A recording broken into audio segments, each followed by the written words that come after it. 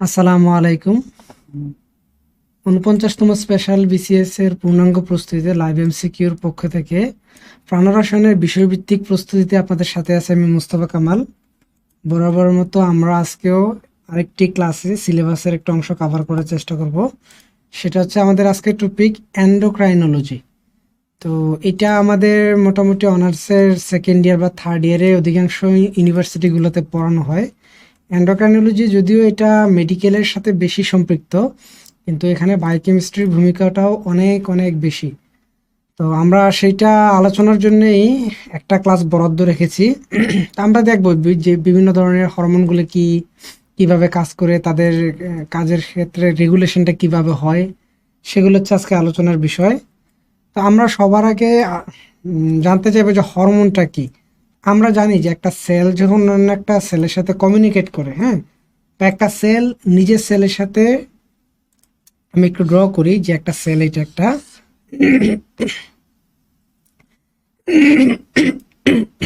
Sorry, তো একটা সেলের আমরা জানি যে একটা প্রান্ত থাকে, এখান থেকে একটা মলিকিউল আছে, সে কি করতে চায়, ওইখান থেকে আরেকজনকে আরেকটা মলিকিউলকে সে সিগন্যাল পাঠাতে চায়। আমরা জানি যে সেল টু সেল কি হয়, কমিউনিকেশন হয়, যে সাইটোস্কেলেটনগুলোর মাধ্যমে, মাইক্রোটিউবুলের মাধ্যমে হচ্ছে সেল টু সেল কমিউনিকেশন হয়। আমরা এটাকে বলে অটোক্রাইন সিস্টেম, মানে একই সেল নিজেকে নিজে সিগন্যাল প্রদান করছে। আবার একটা সেল কি করতে পারে, তার পার্শ্ববর্তী সেলকেও সিগন্যাল প্রদান করতে পারে। সেটা কেমিক্যাল সিগন্যাল বা নিউরাল টিস্যুর ক্ষেত্রে নার্ভ সিগন্যালও হতে পারে। আমরা ওইটাকে বলি প্যারাক্রাইন। তারা নিজে নিজে যে সিগন্যালিং পদ্ধতি, এটা হচ্ছে অটোক্রাইন। আর পার্শ্ববর্তী সেলটার নাম লিখবো হচ্ছে প্যারাক্রাইন। আচ্ছা, তো সব সময় তো এমন হয় না যে বডির নিজে নিজে বা নিজের সেলটা নিজেই সে কাছাকাছি সিগন্যাল পাঠাবে, এমনটা সবসময় হয় না। অনেক সময় দেখা যাচ্ছে যে ব্রেইন থেকে সিগন্যাল যাবে হচ্ছে আমাদের লোয়ার বডির দিকে, আবার অনেক সময় লোয়ার বডি থেকে হচ্ছে আপার পার্টগুলিতে সিগন্যাল দরকার হয়। স্পেশালি এই সিগন্যালটা দুইভাবে হতে পারে, একটা হচ্ছে নার্ভ সিগন্যাল আর একটা হচ্ছে কেমিক্যাল সিগন্যাল। তাহলে বডির একটা অংশের সেল অন্য একটা অংশের সেলের সাথে কেমিক্যাল মেথডে যে সিগন্যালিংটা কি করে ট্রান্সফার করে বা আদান প্রদান করে, এটি হচ্ছে এন্ডোক্রাইন। তাহলে আমরা কি দেখলাম, অটোক্রাইন, প্যারাক্রাইন এবং এন্ডোক্রাইন। তো এখন একটা প্রশ্ন আসে যে এন্ডোক্রাইনের দরকারটা কি। আচ্ছা, আমরা এই প্রশ্নটা নিয়ে আমরা একটু পরে আগে যাব। তো এই এন্ডোক্রাইন সিস্টেমে যেই কেমিক্যালগুলি হচ্ছে মেসেঞ্জার হিসেবে কাজ করে, আমরা সহজ ভাষায় তাদেরকেই বলি কি, হরমোন। তাহলে আমরা ওই যে ইন্টারমিডিয়েটে পড়ে আসছি যে রস এবং হরমোনের মধ্যে পার্থক্য, বা অনেক সময় আমরা অনার্সের ফিজিওলজিতে এটা পড়ি, যান্ত্রিক রস বা অগ্ন্যাশয় রস এবং হরমোনের মধ্যে পার্থক্যটা কি। রস পরিবহনের জন্য অবশ্যই নালী থাকবে। যেমন আমি যদি বলি যকৃৎ, যকৃৎ থেকে ডিউডেনামে যেই একটা নালীর মাধ্যমে কিন্তু পিত্তরসটা প্রবেশ করে, যেটাকে আমরা অ্যাম্পুল অফ ভেটার নামে বলে থাকি। তো এটা হচ্ছে রসের বৈশিষ্ট্য। এন্ডোক্রাইনের বৈশিষ্ট্য হচ্ছে, বা হরমোনের বৈশিষ্ট্য হচ্ছে, এখানে কেমিক্যাল মেসেঞ্জারটা যাবে, সেটা কোনো নির্দিষ্ট নালীর মাধ্যমে যাবে না, সহজ কথা সেটা রক্তের মাধ্যমে যাবে। তাহলে রক্তের মাধ্যমে যে সকল কেমিক্যালগুলি একটা পার্ট থেকে বা একটা অর্গান থেকে অন্য একটা অর্গানে কেমিক্যাল সিগন্যাল ক্যারি করে যায়, তাদেরকে আমরা বলবো হরমোন। এই হরমোনগুলো হচ্ছে কয়েকটা ক্যাটাগরি আছে, আমরা যদি তাদেরকে কেমিক্যালি ডিভাইড করি, একটা হচ্ছে অ্যামাইন হরমোন, পেপটাইড হরমোন এবং হচ্ছে স্টেরয়েড হরমোন। আচ্ছা, আমি নাম দেখে বুঝতে পারছি যে অ্যামাইনো হরমোনগুলো হচ্ছে কারা, যারা বিভিন্ন অ্যামাইনো অ্যাসিড থেকে ডিরাইভ করে, তারাই অ্যামাইন হরমোন। আর পেপটাইড হচ্ছে যখন অনেকগুলি অ্যামাইনো অ্যাসিড একত্রিত হয়ে একটা পলিপেপটাইড গঠন করে এবং সেটা যদি হরমোন হিসেবে কাজ করে, সেটা হচ্ছে পেপটাইডস হরমোন। আর স্টেরল বা স্টেরয়েড রিং থেকে যে সকল হরমোন উৎপন্ন হয়, তাদেরকে আমরা বলি স্টেরয়েড হরমোন। আমরা ধাপে ধাপে তাদের সম্পর্কে আরও বিস্তারিত জানবো। তো তার আগে আমরা যেটা বলছিলাম যে এন্ডোক্রাইন সিস্টেমের দরকারটা আসলে কি। আমাদের তো ব্রেন আছে, ব্রেন থেকে তো নার্ভ টিস্যু মোটামুটি সারা বডিতে ছড়িয়ে আছে। এই যে আমি যদি আমার একটা হাতের আঙুল বলি, এখানে যদি একটা মশাও কামড় দেবে, একটা সুইও ফুটে, আমরা কি সাথে সাথে সেটা টের পাই? এবং আমরা আবার ব্রেন থেকে সাথে সাথে সিগন্যাল দিলে কিন্তু আমি হাত নাড়াতে পারছি। তাহলে যেখানে এত স্মুথলি আমরা কমিউনিকেট করতে পারছি বডির অন্যান্য পার্টের সাথে, তাহলে এন্ডোক্রাইন সিস্টেমের দরকারটা কি? আসলে নার্ভাস সিস্টেমের মেজর লিমিটেশন হচ্ছে, এটা হচ্ছে আমি আসলে এটাকে লিমিটেশনও বলবো আর অ্যাডভান্টেজও বলবো, কারণ এটা খুব রেপিড। আমি চাইলাম, ধরলাম একটা হাতটা হচ্ছে, আমি মাসেলটা হচ্ছে কি করলাম, একটু স্কুইজ করে ফেললাম, ঠিক আছে। কিন্তু যে সকল ক্ষেত্রে লম্বা সময় ধরে হচ্ছে সিগন্যালিং দরকার হয়, সেক্ষেত্রে হচ্ছে আমাদের এন্ডোক্রাইন সিস্টেমের প্রয়োজন। তো নার্ভ সিগন্যাল কিন্তু একদম সবসময় চলবে না। সবসময় চলে গেছে গেছে আমার হাতে যদি কন্টিনিউয়াস সিগন্যাল আসতে থাকে, এই যে মৃগী রোগীদের ক্ষেত্রে যেটা হয় যে আমার হাত হচ্ছে এইভাবে নাড়াচাড়া করতে থাকবে। তো এটা হচ্ছে একদম কোর বেসিক পয়েন্ট যে আমাদের নার্ভাস সিস্টেমের পাশাপাশি কেন এন্ডোক্রাইন প্রয়োজন। এবং এই কারণে কিন্তু দেখবেন যে একদম প্রাণী যদি একদম ছোট লেভেলের থেকে বড় প্রাণী পর্যন্ত, তাদের কিন্তু এই যে হরমোনাল সিগন্যালিংগুলো কিন্তু আছে। একটা মাছি বলেন, মশা বলেন, বা একটা পাখি বলেন, মানুষ, গরু, যাই বলেন না কেন, সবারই কিন্তু তাদের রেসপেক্টিভ এন্ডোক্রাইন সিস্টেমটা আছে along with the nervous system. আর এই নার্ভাস সিস্টেমের পাশাপাশি এন্ডোক্রাইন সিস্টেমটা থাকার কারণে বডি হচ্ছে তার কেমিক্যাল হোমিওস্টেসিস করতে পারে। নার্ভাস সিস্টেমের মাধ্যমে কেমিক্যাল হোমিওস্টেসিস করাটা প্রায় অসম্ভব। আচ্ছা, আমরা হচ্ছে এবার দেখব আমাদের বডিতে মোটামুটি মোটা দাগে 6টা হচ্ছে মেজর গ্ল্যান্ড আছে। আচ্ছা, গ্ল্যান্ড কি? যে বডির যে অঙ্গটা থেকে হচ্ছে কি হয়, হরমোন বের হয় বা হরমোন রিলিজ করে, তাদেরকে আমরা গ্ল্যান্ড বলি। হুম, 1 নাম্বার হচ্ছে সবচেয়ে আমি যেটাকে বলবো সবচেয়ে ইম্পর্টেন্ট, সেটা হচ্ছে পিটুইটারি গ্ল্যান্ড। এটাকে আমরা বলি যে master gland of the body. তারপর হচ্ছে আমাদের আছে পিনিয়াল গ্ল্যান্ড আছে, আমাদের এই যে গলার কাছে থাইরয়েড গ্ল্যান্ড আছে। আবার গলার থাইরয়েডের একটু পেছন দিকে থাকে হচ্ছে প্যারাথাইরয়েড গ্ল্যান্ড, যদি আমি এখানে দেখাইনি, 6টা বড় দাগে যেটা, সেটা আমরা আলোচনা করছি। তারপর আমাদের প্যানক্রিয়াস আছে। প্যানক্রিয়াস কিন্তু আমাদের হজমে যেমন সহায়তা করে, এটা কিন্তু একই সাথে এন্ডোক্রাইন গ্ল্যান্ড হিসেবেও কাজ করে। তো তারপর হচ্ছে আমাদের কিডনির উপরে যে একটু এই যে সাদা চর্বির মতো যে অংশ লেগে থাকে, অ্যাড্রেনাল গ্ল্যান্ড বলে আমরা, সেটা আছে। এবং সবার শেষে আছে আমাদের গোনাড গ্ল্যান্ড। ছেলেদের ক্ষেত্রে হচ্ছে সেটা টেস্টিস, এবং মেয়েদের ক্ষেত্রে ওভারি। এগুলো হচ্ছে আমাদের কিছু কিছু হরমোন প্রোডাকশন করে থাকে। তো আমরা দেখব যে বিভিন্ন ধরনের হরমোন কিভাবে গঠিত হয় এবং তাদের সিনথেসিসটা হওয়ার পরে কিভাবে তারা রিলিজ হয়, কিভাবে কাজ করে। তো সবার আগে আমরা আলোচনা শুরু করবো হচ্ছে পলিপেপটাইড হরমোনগুলি। আসলে প্রোটিন আমরা প্যাকেজিং আমরা জানি, আমাদের যদিও সিলেবাসে সেল বায়োলজিটা নেই, তো সেল বায়োলজিতে মোটামুটি সবাই আমরা পড়ে আসছি যে এমআরএনএ থেকে কি হবে, প্রথম হচ্ছে একটা পলিপেপটাইড চেইন হবে, তারপর সেটাকে প্রসেসিং করা হবে এন্ডোপ্লাজমিক রেটিকুলাম গোলজি বডিতে।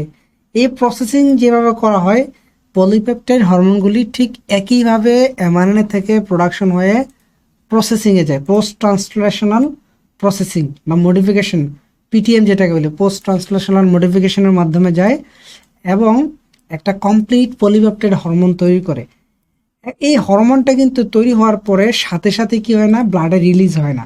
এই জিনিসটা আমরা দেখব যে এই পলিপেপটাইড হরমোনগুলি আমাদের তৈরি হওয়ার ক্ষেত্রে যে জিনিসটা খেয়াল রাখতে হবে, এরা তৈরি হবে এবং হচ্ছে আমাদের বডিতে কি বিভিন্ন ধরনের সিক্রেটরি মেমব্রেনে আছে বা গ্রানিউলে তারা হচ্ছে মানে প্যাকেজড অবস্থায় থাকবে। যখনই হচ্ছে ওই এন্ডোক্রাইন গ্ল্যান্ডটা তার সিগন্যাল বা সে যখন মনে করবে তার হরমোনটা এখন রিলিজ করা দরকার, তখন তার রেডিমেড হরমোনটা সে শুধু এক্সোসাইটোসিসের মাধ্যমে হচ্ছে বাইরে বের করে দিবে। আবার কিছু কিছু ক্ষেত্রে দেখা যায় যে এটা প্রি হরমোন অবস্থায় প্যাকেজ থাকে, তার প্রয়োজন অনুসারে সে হচ্ছে এটাকে সে অ্যাক্টিভ ক্লিভেজ করে অ্যাক্টিভ হরমোনে কনভার্ট করে এবং হচ্ছে এটাকে ব্লাডে ছেড়ে দেয়। আমরা একটা এক্সাম্পল দিচ্ছি হচ্ছে পলিপেপটাইড হরমোন হচ্ছে অক্সিটোসিন। এটা পার্শিয়াল স্ট্রাকচার, যে এখানে অনেকগুলো অ্যামাইনো অ্যাসিডের সিকোয়েন্স মিলে একটা পলিপেপটাইড হরমোন গঠন করে এবং হচ্ছে সেটা বের হয়, ব্লাডের মধ্যে বের হয়ে যায়। তো তো অক্সিটোসিন আছে, আমরা এছাড়া আরও অনেকগুলি পলিপেপটাইড হরমোনের কথা জানি আমরা, যেমন সবচেয়ে কমনলি যেটা জানি যে ইনসুলিন। ইনসুলিনে কিন্তু পলিপেপটাইড জাতীয় হরমোন। আচ্ছা, তো সিক্রেশনের প্রসেসটা আমি অলরেডি বলে ফেললাম, যে এখানে সিনথেসিস থেকে ওই আমাদের যে স্টোরেজ যে বক্সটা আছে, যে স্টোরেজ যে কম্পার্টমেন্টটা, সিক্রেশনটা, এইটা হচ্ছে রেগুলেটরি স্টেপ। আমি যদি একটু উদাহরণ দেই, আচ্ছা আমি অবশ্য ফিগারও এখানে অ্যাড করেছি, যে এখানে সিনথেসিস হবে, সিনথেসিস থেকে প্যাকেজিং হয়ে তারপর কোথায় যাবে, স্টোরেজে যাবে। এই স্টোরেজে সে হচ্ছে সেলের মধ্যেই থাকবে। যখনই সে হচ্ছে অন্য সেকেন্ড মেসেঞ্জার বা তার যেই রেসপেক্টিভ সিগন্যাল সেটা পাবে, এটা অধিকাংশ ক্ষেত্রে ক্যালমোডুলিন সিগন্যাল মাধ্যমে হয়। ক্যালসিয়াম সিগন্যালিং পেলে সে হচ্ছে এক্সোসাইটোসিসের মাধ্যমে সে হচ্ছে ব্লাডে চলে যাবে। আচ্ছা, এবার আসে আমরা হচ্ছে স্টেরয়েড হরমোন।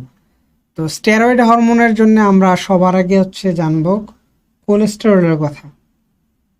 তো আমরা জানি যে কোলেস্টেরল হচ্ছে, আমরা ওই যে বায়োমলিকুলের সময় পরে আসছি, স্পেশালি লিপিড পার্টে, যে কোলেস্টেরল বিভিন্ন ধরনের হরমোনের প্রিকারসর হিসেবে কাজ করে। আমরা যদি কোলেস্টেরল স্ট্রাকচারটা দেখি, যেখানে কি আছে, একটা স্টেরল রিং আছে। এই স্টেরল রিংটা কিন্তু হচ্ছে আমাদের কি, এটা হচ্ছে অবধর্মী, সেটা হচ্ছে পানির সাথে ইন্টারাকশন করতে পারে। পোলার গ্রুপ আছে এখানে, আবার হচ্ছে সে লিপিডের সাথে ইন্টারাকশন করতে পারে, যার কারণে আমরা অধিকাংশ বা বলা যায় যে সবগুলি স্টেরয়েড হরমোনই হচ্ছে আমাদের ফ্যাট সলিউবল, মানে এরা সহজে হচ্ছে ফ্যাটের সাথে মিক্স হতে পারে।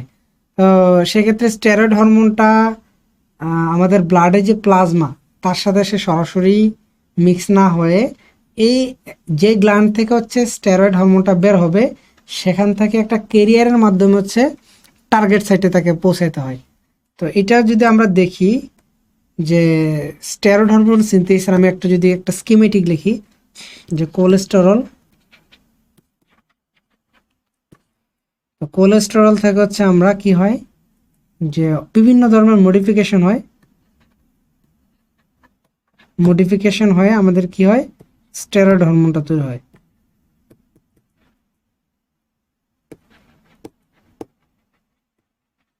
তো তাদের সবার ব্যাকবোনটা সেম থাকলেও অ্যাটাচিং বিভিন্ন অ্যালকাইল গ্রুপ বা হচ্ছে বিভিন্ন পোলার গ্রুপের কারণে তাদের ধর্মটা ভিন্ন হয় এবং হরমোনগুলির নামও ভিন্ন হয়, কাজেও ভিন্নতা দেখা যায়। এই যে দেখেন কোলেস্টেরল, এই যে এটা হচ্ছে আমাদের স্টেরল রিংটা আছে, যে স্টেরল রিংটা থাকার কারণে আমরা বলছি তাকে কোলেস্টেরল। এই কোলেস্টেরল থেকেই কি হবে, বিভিন্ন ধরনের স্টেরয়েড হরমোনগুলি তৈরি হবে। আমরা যদি একটু একটা চার্ট আকারে লিখি, যে কোলেস্টেরল থেকে যেসব স্টেরয়েড হরমোন তৈরি হয় তাদেরকে আমরা তিনটা ক্যাটাগরিতে ভাগ করতে পারি। একটা হচ্ছে গ্লুকোকর্টিকয়েডস, মিনারেলোকর্টিকয়েডস এবং হচ্ছে অ্যান্ড্রোজেন। গ্লুকোকর্টিকয়েডস কারা, কর্টিসল, কর্টিসন, আসলে এইসব হরমোন হচ্ছে ব্লাডে গ্লুকোজ লেভেলটা মেনটেন করতে হেল্প করে, যার কারণে এদেরকে আমরা বলছি গ্লুকোকর্টিকয়েডস। অন্যদিকে মিনারেলোকর্টিকয়েডসগুলি হচ্ছে যেমন অ্যালডোস্টেরন, কর্টিকোস্টেরন, এরা হচ্ছে ব্লাডে বিভিন্ন ধরনের ইলেকট্রোলাইট যে থাকে, মিনারেলগুলি থাকে, স্পেশালি ক্যালসিয়াম, সোডিয়াম, পটাশিয়াম বা ডিফারেন্ট এলিমেন্টারি আয়নগুলি থাকে, তাদের লেভেলটা হোমিওস্টেসিস করতে হেল্প করে। আর অ্যান্ড্রোজেন হচ্ছে ওই সকল হরমোন যেগুলো হচ্ছে সেকেন্ডারি সেক্সুয়াল ক্যারেক্টারিস্টিক শো করতে আমাদের হেল্প করে। এই সবাই কিন্তু আসে তাদের প্রিকারসর কোলেস্টেরল থেকে। তো কয়েকটা স্টেরয়েড হরমোন আমি নাম যদি বলি, যেমন কর্টিসল, অ্যালডোস্টেরন, টেস্টোস্টেরন, এস্ট্রাডিওল, দেখেন এদের সবারই কিন্তু একটা স্ট্রাকচারাল মানে অনেকটাই সিমিলার, আবার কিছু কিছু জায়গায় পার্থক্য আছে। যেমন কর্টিসলের ক্ষেত্রে হচ্ছে এখানে অক্সো থাকলে, আবার এখানে এস্ট্রাডিওলের ক্ষেত্রে হচ্ছে হাইড্রোক্সিলেশন থাকে, প্লাস হচ্ছে তাদের যে অ্যাটাচিং যে আর গ্রুপটা আছে, এই যে অ্যাটাচিং যে আর গ্রুপটা, অ্যালকাইল গ্রুপটা আছে, সেখানে কিন্তু কি বিভিন্ন পার্থক্য তাদের আছে হরমোন টু হরমোন। তো স্টেরয়েড হরমোনগুলি যেহেতু এরা লিপিড মেমব্রেনটা ক্রস করতে পারে, তাদের রেগুলেশনটা হয় হচ্ছে জিন এক্সপ্রেশন লেভেলে। মানে হচ্ছে ধরেন একটা কোলেস্টেরল থেকে, যেমন কোলেস্টেরল থেকে একটা হরমোন আপনি কনভার্ট করবেন, এখানে কি লাগে, একটা এনজাইম লাগছে, এনজাইম। তো তাদের এই কন্ট্রোলিং বা রেগুলার স্টেপটা হবে এই এনজাইমের সিনথেসিসটা। যদি এনজাইমের সিনথেসিস হয় তাহলে কি হবে, কোলেস্টেরল থেকে বা প্রিকারসর থেকে হরমোনে রূপান্তর হবে বা হরমোনটা প্রোডাকশন হবে। এবং যদি এই এনজাইমটাকে ডিগ্রেড করে ফেলা যায় বা হচ্ছে রিমুভ করে দেওয়া যাবে, এনজাইমের এক্সপ্রেশন যদি কম হয় তাহলে হরমোনের এক্সপ্রেশনটাও কম হবে। এটার কারণটা হচ্ছে এই স্টেরয়েড হরমোনগুলোকে আসলে আপনি চাইলেও কোনো একটি মেমব্রেনে বা কম্পার্টমেন্টে কিন্তু আটকে রাখতে পারবেন না, কারণ হচ্ছে বায়োলজিক্যাল মেমব্রেনগুলি তৈরি হয়েছে লিপিড দিয়ে, আর এই স্টেরয়েড হরমোনগুলো সহজে হচ্ছে এই লিপিড বাইলেয়ার কী করতে পারে, ক্রস করতে পারে। তার কারণে এই ধরনের হরমোনগুলির রেগুলেশনটা হচ্ছে জিন এক্সপ্রেশন লেভেলে। তো আশা করি আপনারা বুঝতে পেরেছেন যে হচ্ছে অ্যামাইন হরমোন কিংবা পেপটাইড হরমোনের তাদের রেগুলেশনটা হয় হচ্ছে সিক্রেশন লেভেলে, আর স্টেরয়েড হরমোনের রেগুলেশনটা হচ্ছে সিনথেসিস লেভেলে। আচ্ছা, আমরা প্রথমে পলিপেপটাইড হরমোন নিয়ে কিছু আলোচনা করেছি, তারপর হচ্ছে স্টেরয়েড হরমোন আলোচনা করেছি। এখন দেখবো হচ্ছে অ্যামাইন হরমোন। অ্যামাইন হরমোন আর পলিপেপটাইড হরমোনের মধ্যে অনেক মিল আছে, কারণ দুইজনের মধ্যেই অ্যামাইনো অ্যাসিড দিয়ে হরমোনগুলো তৈরি হয়, কিন্তু একটা বড় পার্থক্য আছে। পলিপেপটাইড হরমোনগুলো হচ্ছে জাস্ট অন্যান্য প্রোটিন যেভাবে তৈরি হয় স্টেপ বাই স্টেপ হচ্ছে একটা একটা অ্যামাইনো অ্যাসিড যুক্ত হয়ে পলিপেপটাইড গঠন করে, কিন্তু অ্যামাইন হরমোনের ক্ষেত্রে যেটা দেখা যায় যে অ্যামাইনো অ্যাসিডটা হচ্ছে কি হয়, বিভিন্ন ধরনের কেমিক্যাল মডিফিকেশন হয়, এবং মডিফাইড যে আমরা যেই নতুন যে কেমিক্যালটা পাই সেটি হরমোন হিসেবে কাজ করে। যেমন একটা উদাহরণ হচ্ছে থাইরয়েড হরমোন। হ্যাঁ, তো এই অ্যামাইনো হরমোন কোত্থেকে বের হয়, আমাদের থাইরয়েড গ্ল্যান্ড থেকে বের হয়, তারপর হচ্ছে ওই অ্যাড্রেনাল মেডুলা থেকে বের হয়, তারপর হচ্ছে হাইপোথ্যালামাস থেকে বের হয়, পিনিয়াল গ্ল্যান্ড থেকে বের হয়। এটা হচ্ছে common sources of amine hormone. তো কয়েকটা অ্যামাইন হরমোনের নাম আমি অলরেডি বলেছি, যেমন হচ্ছে T4, T3। হ্যাঁ, এগুলো হচ্ছে আমাদের অ্যামাইন হরমোনের মধ্যে উল্লেখযোগ্য, যদি আমরা থাইরয়েড হরমোন নিয়ে সামনে আলোচনা আছে আমাদের ইনশাল্লাহ। তো অ্যামাইন হরমোনের অধিকাংশ অ্যামাইন হরমোন আমি যদি বলি যে T3 এবং T4 এর ক্ষেত্রে তাদের প্রোডাকশনটা হচ্ছে টাইরোসিন থেকে। হ্যাঁ, কিছু কিছু ক্ষেত্রে হচ্ছে আমাদের ট্রিপ্টোফান হচ্ছে অ্যামাইন হরমোনের প্রিকারসর হিসেবে কাজ করে। তাহলে আমার যদি কোশ্চেন আছে মেজর দুটি অ্যামাইনো অ্যাসিড কি অ্যামাইন হরমোনের প্রিকারসর হিসেবে যারা কাজ করতে পারে, সে একটা হচ্ছে টাইরোসিন, একটা হচ্ছে ট্রিপ্টোফান। তো পলিপেপটাইড হরমোনের মতো তাদের রেগুলেশনটা কোথায় হবে, সিক্রেশন লেভেলে। আচ্ছা, হরমোনটা কিভাবে ট্রান্সপোর্ট হয় আমি অলরেডি একটু ধারণা দিয়েছি, যে পেপটাইড হরমোনগুলি এবং হচ্ছে অ্যামাইন হরমোনগুলি হচ্ছে যেহেতু তারা অ্যামাইনো অ্যাসিড থেকে তৈরি হয়, দ্যাট মিনস তারা হচ্ছে ওয়াটার সলিউবল, আর ওয়াটার সলিউবল হওয়ার কারণে তারা খুব সহজেই ব্লাডের প্লাজমাতে হচ্ছে তারা হচ্ছে এটা সলিউবলাইজ হয়ে যেতে পারে, তারা মিক্স হয়ে যেতে পারে। ফলে নন স্টেরয়েড হরমোনগুলি খুব সহজে প্লাজমার মাধ্যমে বডির একটা পার্ট থেকে অন্য একটা পার্টে মুভ করতে পারবে। অন্যদিকে স্টেরয়েড হরমোনগুলি যেহেতু তারা water insoluble, that means fat soluble, তাদের ট্রান্সপোর্টের ক্ষেত্রে ক্যারিয়ার প্রোটিনের প্রয়োজন হয়ে থাকে। স্পেশালি আমাদের বিভিন্ন ধরনের যে প্লাজমা প্রোটিনগুলি থাকে তারা হচ্ছে ক্যারিয়ার প্রোটিন হিসেবে আমাদের কাজ করে থাকে। আচ্ছা, এবার হচ্ছে আমরা বিভিন্ন হরমোন কিভাবে কাজ করে থাকে আমি যদি সবার আগে বলি, স্টেরয়েড হরমোনগুলি যেহেতু লিপিড বাইলেয়ার ক্রস করতে পারে। হ্যাঁ, ধরুন হচ্ছে এটা একটা লিপিড বাইলেয়ার, ভিতর হচ্ছে সাইটোপ্লাজম, আর এটা হচ্ছে ব্লাড ভেসেল। তাহলে কি এই স্টেরয়েড হরমোনগুলি খুব সহজেই কি করতে পারে, আমাদের সেল মেমব্রেনকে সে ক্রস করে সরাসরি সাইটোপ্লাজমে চলে যেতে পারে। অন্যদিকে অ্যামাইন হরমোন এবং পেপটাইড হরমোনগুলি এইটা পারে না, যেহেতু তারা চার্জড এবং ওয়াটার সলিউবল। তাদের কাজ করার জন্য অবশ্যই সেল সারফেসে ওই রেসপেক্টিভ হরমোনের রিসেপ্টর থাকতে হবে, এবং হরমোনটাকে রিসেপ্টরে বাইন্ড করবে, দেন তার বাকি কাজগুলো করবে। আমি যদি একটা ফিগারের মাধ্যমে এক্সপ্লেন করি, এটা আর একটু ইজি হবে আমার কাছে মনে হয়। যে হরমোনটা আছে স্টেরয়েড হরমোনটা, আমি একটু লিখে দিচ্ছি, স্টেরয়েড হরমোনটা আছে, সে সহজেই সাইটোপ্লাজমে প্রবেশ করবে, এবং সাইটোপ্লাজম থেকে সে কোথায় চলে যাবে, সরাসরি নিউক্লিয়াসে চলে যেতে পারে। কিছু কিছু হরমোন সাইটোপ্লাজমেও তার সেকেন্ড মেসেঞ্জারের সাথে বাইন্ড করে, আর কিছু কিছু হরমোন সরাসরি নিউক্লিয়াসের ভিতরে চলে যায় এবং নিউক্লিয়ার রিসেপ্টরের সাথে বাইন্ড করে।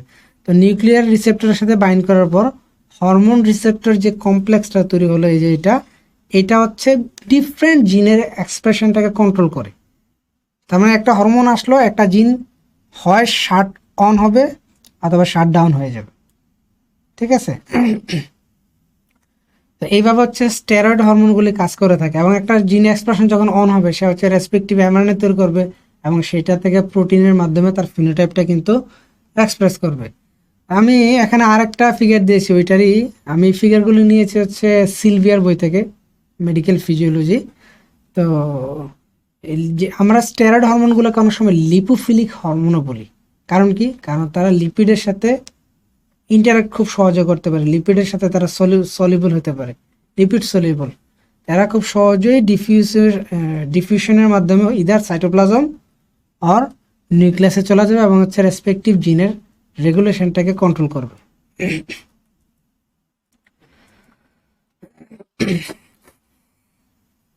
আচ্ছা, অন্যদিকে আমাদের যে নন স্টেরয়েড হরমোনগুলি আছে, আমি আগেও বলেছি যেহেতু তারা লিপিড বাইলেয়ার ক্রস করতে পারে না, মানে হচ্ছে বায়োলজিক্যাল মেমব্রেন ক্রস করতে পারে না, সেল সারফেসে অবশ্যই তাদের রেসপেক্টিভ রিসেপ্টর থাকতে হয়।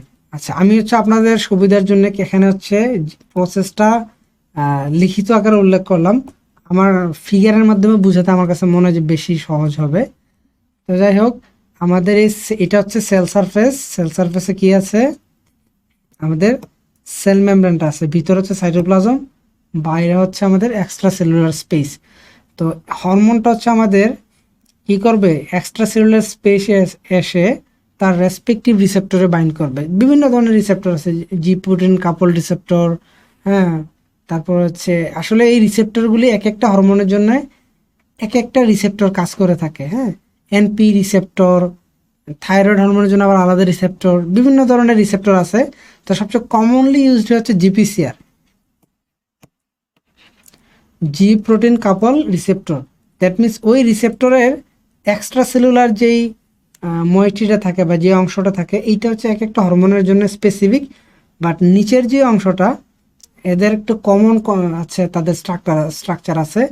সেখানে হচ্ছে আলফা বিটা গামা তিনটা সাব ইউনিট আছে, মানে জিপিসিআরে আলফা বিটা গামা তিনটা সাব ইউনিট থাকে হচ্ছে তার সাইটোপ্লাজমিক সাইডে। তো যখনই এই জিপিসিআর একটা হরমোনের সাথে বাইন্ড করবে, তখন সে হচ্ছে তার আলফা সাব ইউনিটটাকে হচ্ছে রিলিজ করে দিবে, বা আলফা সাব ইউনিটটা হচ্ছে ওই রিসেপ্টর থেকে আলাদা হয়ে যাবে। এই আলফা সাব ইউনিটটা আবার কী করে?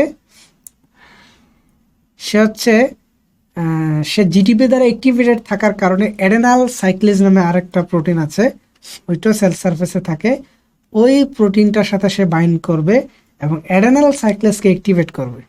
তাহলে দেখেন, হরমোন আসলো, আসার কারণে কিন্তু আলটিমেটলি কি হলো? আমাদের অ্যাডেনাল সাইক্লেজ নামক যে প্রোটিনটা আছে সেটা অ্যাক্টিভেট হলো, আর এটি অ্যাক্টিভেট হয়ে সে হচ্ছে এটিপি থেকে কন্টিনিউয়াসলি সে হচ্ছে সাইক্লিক এএমপি তৈরি করবে বা সিএমপি তৈরি করবে। আচ্ছা, এই সিএমপি হচ্ছে আমাদের সেলের সেকেন্ড মেসেঞ্জার হিসেবে কাজ করে। মানে হচ্ছে হরমোন আসছে, হরমোন হচ্ছে হরমোনকে বলি আমরা সেলের প্রাইমারি মেসেঞ্জার, আর এই হরমোনটা আসার ফলে যেই জিনিসটা উৎপন্ন হলো কেমিক্যাল, সেটা হচ্ছে আমাদের সেকেন্ড মেসেঞ্জার। তো অধিকাংশ ক্ষেত্রে হচ্ছে সিএমপি হচ্ছে সেকেন্ড মেসেঞ্জার হিসেবে কাজ করে, অনেক ক্ষেত্রে ক্যালসিয়াম ক্যালমোডেনিন সিস্টেম কাজ করে, আবার অনেক ক্ষেত্রে জ্যাক স্ট্রেট সিগন্যালিং পাথওয়ে কাজ করে। আসলে এন্ডোক্রাইনোলজির একটা বিশাল একটা অংশ হচ্ছে সিগন্যালিং এবং সেকেন্ড মেসেঞ্জার সিগন্যালিং, যদিও এত ডিপে আমাদের বিসিএস এর প্রস্তুতির জন্য প্রয়োজন আছে বলে আমি মনে করি না, কারণ এখানে অধিকাংশ কোশ্চেন আসবে কনসেপ্ট বেস। তো যাই হোক, যা বলছিলাম, আমাদের আলটিমেটলি কী হলো? সিএমপির কনসেন্ট্রেশনটা সেলে বাড়বে, আর এই সিএমপি কনসেন্ট্রেশন বাড়লে সে হচ্ছে সিএমপি ডিপেন্ডেন্ট প্রোটিন কাইনেসকে অ্যাক্টিভেট করবে, এবং এই প্রোটিন কাইনেস কী করবে? অন্যান্য প্রোটিনকে ফসফোরাইলেট করবে। তো আমরা জানি যে বিভিন্ন এনজাইমগুলি আছে বা বিভিন্ন সেলুলার কম্পাউন্ড আছে যারা হচ্ছে যদি ফসফোরাইলেট হয়, কিছু কিছু হচ্ছে অ্যাক্টিভেট হয় প্রোটিন, আবার কিছু কি হয়ে যায়, কিছু প্রোটিন বা এনজাইম হচ্ছে ডিঅ্যাক্টিভেট হয়ে যায়। তাহলে এইভাবে একটা হরমোন আসার কারণে সে কিছু কিছু এনজাইমকে অ্যাক্টিভেট করতে পারবে, আবার কিছু কিছু এনজাইমকে ডিঅ্যাক্টিভেট করতে পারবে, করে সে কিন্তু সেলুলার বায়োকেমিস্ট্রি চেঞ্জ করতে পারবে, পাশাপাশি সে জিন এক্সপ্রেশন পর্যন্ত সে সিগন্যালিংটা তাকে ওইখানে পর্যন্ত পৌঁছে দিতে পারবে। তো আমি এখানে আরেকটা ফিগার দিয়েছি, সেটা হচ্ছে আগেরটা দেখিয়েছিলাম হচ্ছে CMP base second Messenger system, এটা হচ্ছে জ্যাক স্ট্রেট সিগন্যালিং পাথওয়ে, ওইটাও একই অবস্থা যে হচ্ছে হরমোনটা হচ্ছে এক্সট্রা সেলুলার সাইডে এসে বাইন্ড করার কারণে আমাদের সেকেন্ড মেসেঞ্জার হিসেবে স্টেট উৎপন্ন করবে, স্টেট। হ্যাঁ, তো এই স্টেট হচ্ছে আমাদের সরাসরি টার্গেট জিনকে কন্ট্রোল করতে পারে। আবার অনেক ক্ষেত্রে দেখা যায় যে ফসফোরাইলেটেড যে প্রোটিনটা আছে সে হচ্ছে প্রোটিন কাইনেজ হিসেবে কাজ করে আমাদের বিভিন্ন সেলুলার এনজাইমগুলোকে কন্ট্রোল করার মাধ্যমে বা সেলুলার প্রোটিনের কন্ট্রোল করার মাধ্যমে জিন এক্সপ্রেশনটাকেও আলটিমেটলি সে কী করছে, কন্ট্রোল করতে পারে। এটা হচ্ছে জ্যাক স্টেট সিগন্যালিং। আমি বিস্তারিত বলার প্রয়োজন মনে করছি না। আচ্ছা, অনেক সময় যে রেনাল সাইক্লেসের থেকে প্রশ্ন আসে, এই যে দেখেন নর্মালি এটিপির ক্ষেত্রে বা এএমপির ক্ষেত্রে 3' হাইড্রোক্সিল গ্রুপ থাকে এবং 5' হাইড্রোক্সিল গ্রুপ থাকে, কিন্তু সাইক্লিক এএমপির ক্ষেত্রে এই 5' হাইড্রোক্সিল গ্রুপটা আর 3' হাইড্রোক্সিল গ্রুপটা হচ্ছে কী হয়, ফসফোডাইএস্টার বন্ডের মাধ্যমে নিজেদের মধ্যে হচ্ছে একটা চেইন গঠন করে। নর্মালি কী হয় যে নিউক্লিওটাইড আর একটা নিউক্লিওটাইডের সাথে যুক্ত ডাইনিউক্লিওটাইড, তারপর ট্রাইনিউক্লিওটাইড, এভাবে পলিনিউক্লিওটাইড চেইন তৈরি হয়, যেটা নাকি আমরা ডিএনএ এবং আরএনএতে দেখি। আর সাইক্লিক এএমপির ক্ষেত্রে ফসফোডাইএস্টার বন্ডটা তার নিজের ভেতরে গঠিত হয়, যার কারণেই তার স্ট্রাকচার হচ্ছে সাইক্লিক। আচ্ছা, আমরা পেপটাইড হরমোনের মেটাবলিজমটা দেখব। আমরা কি দেখলাম এতক্ষণ, যে নন স্টেরয়েড হরমোন যেগুলি আছে, যে অ্যামাইনো হরমোন কিংবা পেপটাইড হরমোন, তারা কি করে সেল সারফেসে বাইন্ড করে, তারা সেকেন্ড মেসেঞ্জার বা থার্ড মেসেঞ্জারের মাধ্যমে আলটিমেটলি জিন এক্সপ্রেশনটাকে কন্ট্রোল করে। তো এদের মেটাবলিজমটা কীভাবে হয়? তো পেপটাইড হরমোন যতক্ষণ হচ্ছে তার রিসেপ্টরে বাইন্ড করে থাকে ততক্ষণই হচ্ছে এই সিগন্যালিংটা হচ্ছে চলতে থাকে, মানে হচ্ছে সেকেন্ড মেসেঞ্জার ততক্ষণ পর্যন্ত উৎপন্ন হতে থাকবে। যতক্ষণ সেকেন্ড মেসেঞ্জার উৎপন্ন হবে সে আবার তার যে সাবস্ট্রেট বা থার্ড মেসেঞ্জারকে সে সিগন্যাল দিবে, এভাবে কিন্তু সিগন্যালিংটা চলতেই থাকবে। কিন্তু যখন এই হরমোন কিন্তু আবার নিজেকে, এটারও কিন্তু একটা রেগুলেশন আছে, যে একটা লেভেল বা পর্যায়ে আসবে যখন নাকি এই সিগন্যালিংটা চলার আর দরকার নেই, তখন কি করবে ওই সেলটা হচ্ছে এই হরমোন রিসেপ্টর যে কমপ্লেক্সটা আছে সেটাকে হচ্ছে এন্ডোসাইটোসিসের মাধ্যমে সাইটোপ্লাজমে নিয়ে আসবে এবং নিয়ে এসে সে তার লাইসোজোমের সাথে তাকে ফিউজ করে দিবে। তখন কি হয়ে যাবে, আমাদের হরমোন রিসেপ্টর কমপ্লেক্সটা হচ্ছে ডিস্ট্রয় হয়ে যাবে, এটা হচ্ছে ধ্বংস হয়ে যাবে। ফলে আমাদের ওই সিগন্যালিংটা ওইখানেই থেমে যাবে। মানে কি, সেল যতক্ষণ প্রয়োজন সে ততক্ষণ সিগন্যালিং সে নিবে, যখন মনে হবে যে না তার সিগন্যালিংটার প্রয়োজন নেই, কাজ শেষে ওই হরমোনটা আবার ডিগ্রেডেশনে চলে যায়। আচ্ছা, আমি হচ্ছে এখানে বিভিন্ন হরমোনের এই চার্টগুলো নিয়েছি সত্যনারায়ণের বই থেকে। এগুলি অবশ্য আমি আপনাদের সাথে পড়বো না, মোটামুটি বেসিকটা আলোচনা করেছি এতক্ষণ ধরে। আপনারা হচ্ছে এই হরমোনগুলি এবং তাদের রেসপেক্টিভ অরিজিন এবং ফাংশনগুলি একটু দেখবেন। এটা দেখাটা জরুরি, কারণ এখান থেকে এমসিকিউ কোশ্চেন আসলে এই হরমোনগুলি কি, তাদের ধরন কি এবং হচ্ছে তাদের ফাংশনগুলি কি, এইখান থেকে কিন্তু বেশি কোশ্চেন আসবে। যদিও তাদের ফাংশন অনেকগুলি আমি পরে রেখেছি, এটা আমরা আলোচনার সামনে ইনশাল্লাহ চলে আসবে অনেকগুলি। তো আপনারা এই চার্টগুলি দেখবেন, আমি এখানে কয়েকটা চার্ট যুক্ত করে দিয়েছি। তো এদের আবার চার্টটাকে আমি যদি এক্সপ্লেন করি, আমরা প্রথমগুলোকে বলবো গ্রুপ 1 হরমোন, মানে যেগুলো হচ্ছে ইন্ট্রাসেলুলার রিসেপ্টরে বাইন্ড করে। তো বুঝতেই পারছেন এরা সবাই হচ্ছে স্টেরয়েড হরমোন। আর কিছু আছে গ্রুপ 2 হরমোন, যারা হচ্ছে সেল সারফেসে রিসেপ্টরে বাইন্ড করে। আপনারা বুঝতে পারছেন এগুলি হয় হচ্ছে অ্যামাইন হরমোন অথবা পলিপেপটাইড হরমোন। আর এখানে আরেকটা চার্ট আছে, এটা হচ্ছে সেকেন্ড মেসেঞ্জারের উপর বেস করে হরমোনগুলোকে ক্যাটাগরাইজ করা হয়েছে, যে এই উপরের হরমোনগুলো সেকেন্ড মেসেঞ্জার হিসেবে কাজ করে হচ্ছে ফসফাটিডাইল, ইনোসিটল অথবা ক্যালসিয়াম। আর এই তৃতীয় বা থার্ড গ্রুপের ক্ষেত্রে হচ্ছে তাদের সেকেন্ড মেসেঞ্জারটা কে সেটা এখন পর্যন্ত ডিসকভার হয়নি, বা এখন পর্যন্ত সেল সিগন্যালিংটা ক্লিয়ার না, এইটার উপর এখনো রিসার্চ চলছে। তো এই জিনিসগুলো একটু দেখবেন। আচ্ছা, যেটা বলছিলাম যে হরমোনের রেগুলেশনটা কিভাবে হয় সেটা আমরা একটা ফিগারের মাধ্যমে আমরা একটু দেখব। যে এই যে দেখেন, বিভিন্ন ধরনের নিউরাল সিগন্যাল থাকতে পারে, হ্যাঁ, বা আরেকটা হরমোন থাকতে পারে, অথবা বিভিন্ন ধরনের নিউট্রিশনাল কম্পাউন্ড বা কেমিক্যাল কম্পাউন্ড থাকতে পারে, বায়োকেমিক্যাল কম্পাউন্ড থাকতে পারে। তারা সবাই মিলে এন্ডোক্রাইন সেলকে সিগন্যাল যখন দিবে, তখনই ওই এন্ডোক্রাইন সেলটা কি হয়, তার রেসপেক্টিভ হরমোনটা প্রোডাকশন করে। একটা সহজ উদাহরণ যদি আমি দেই, যে যখনই আমরা খাবার দাবার খাই, স্পেশালি কার্বোহাইড্রেট খাই, তখন সেটা ডাইজেশনের ফলে কি করে, গ্লুকোজ প্রোডাকশন করে। আর এই গ্লুকোজটা হচ্ছে প্যানক্রিয়াসের ওই আইলেটস অফ ল্যাঙ্গারেন্সে এন্টার করে এবং হচ্ছে ইনসুলিন প্রোডাকশনের সিগন্যাল দিয়ে থাকে।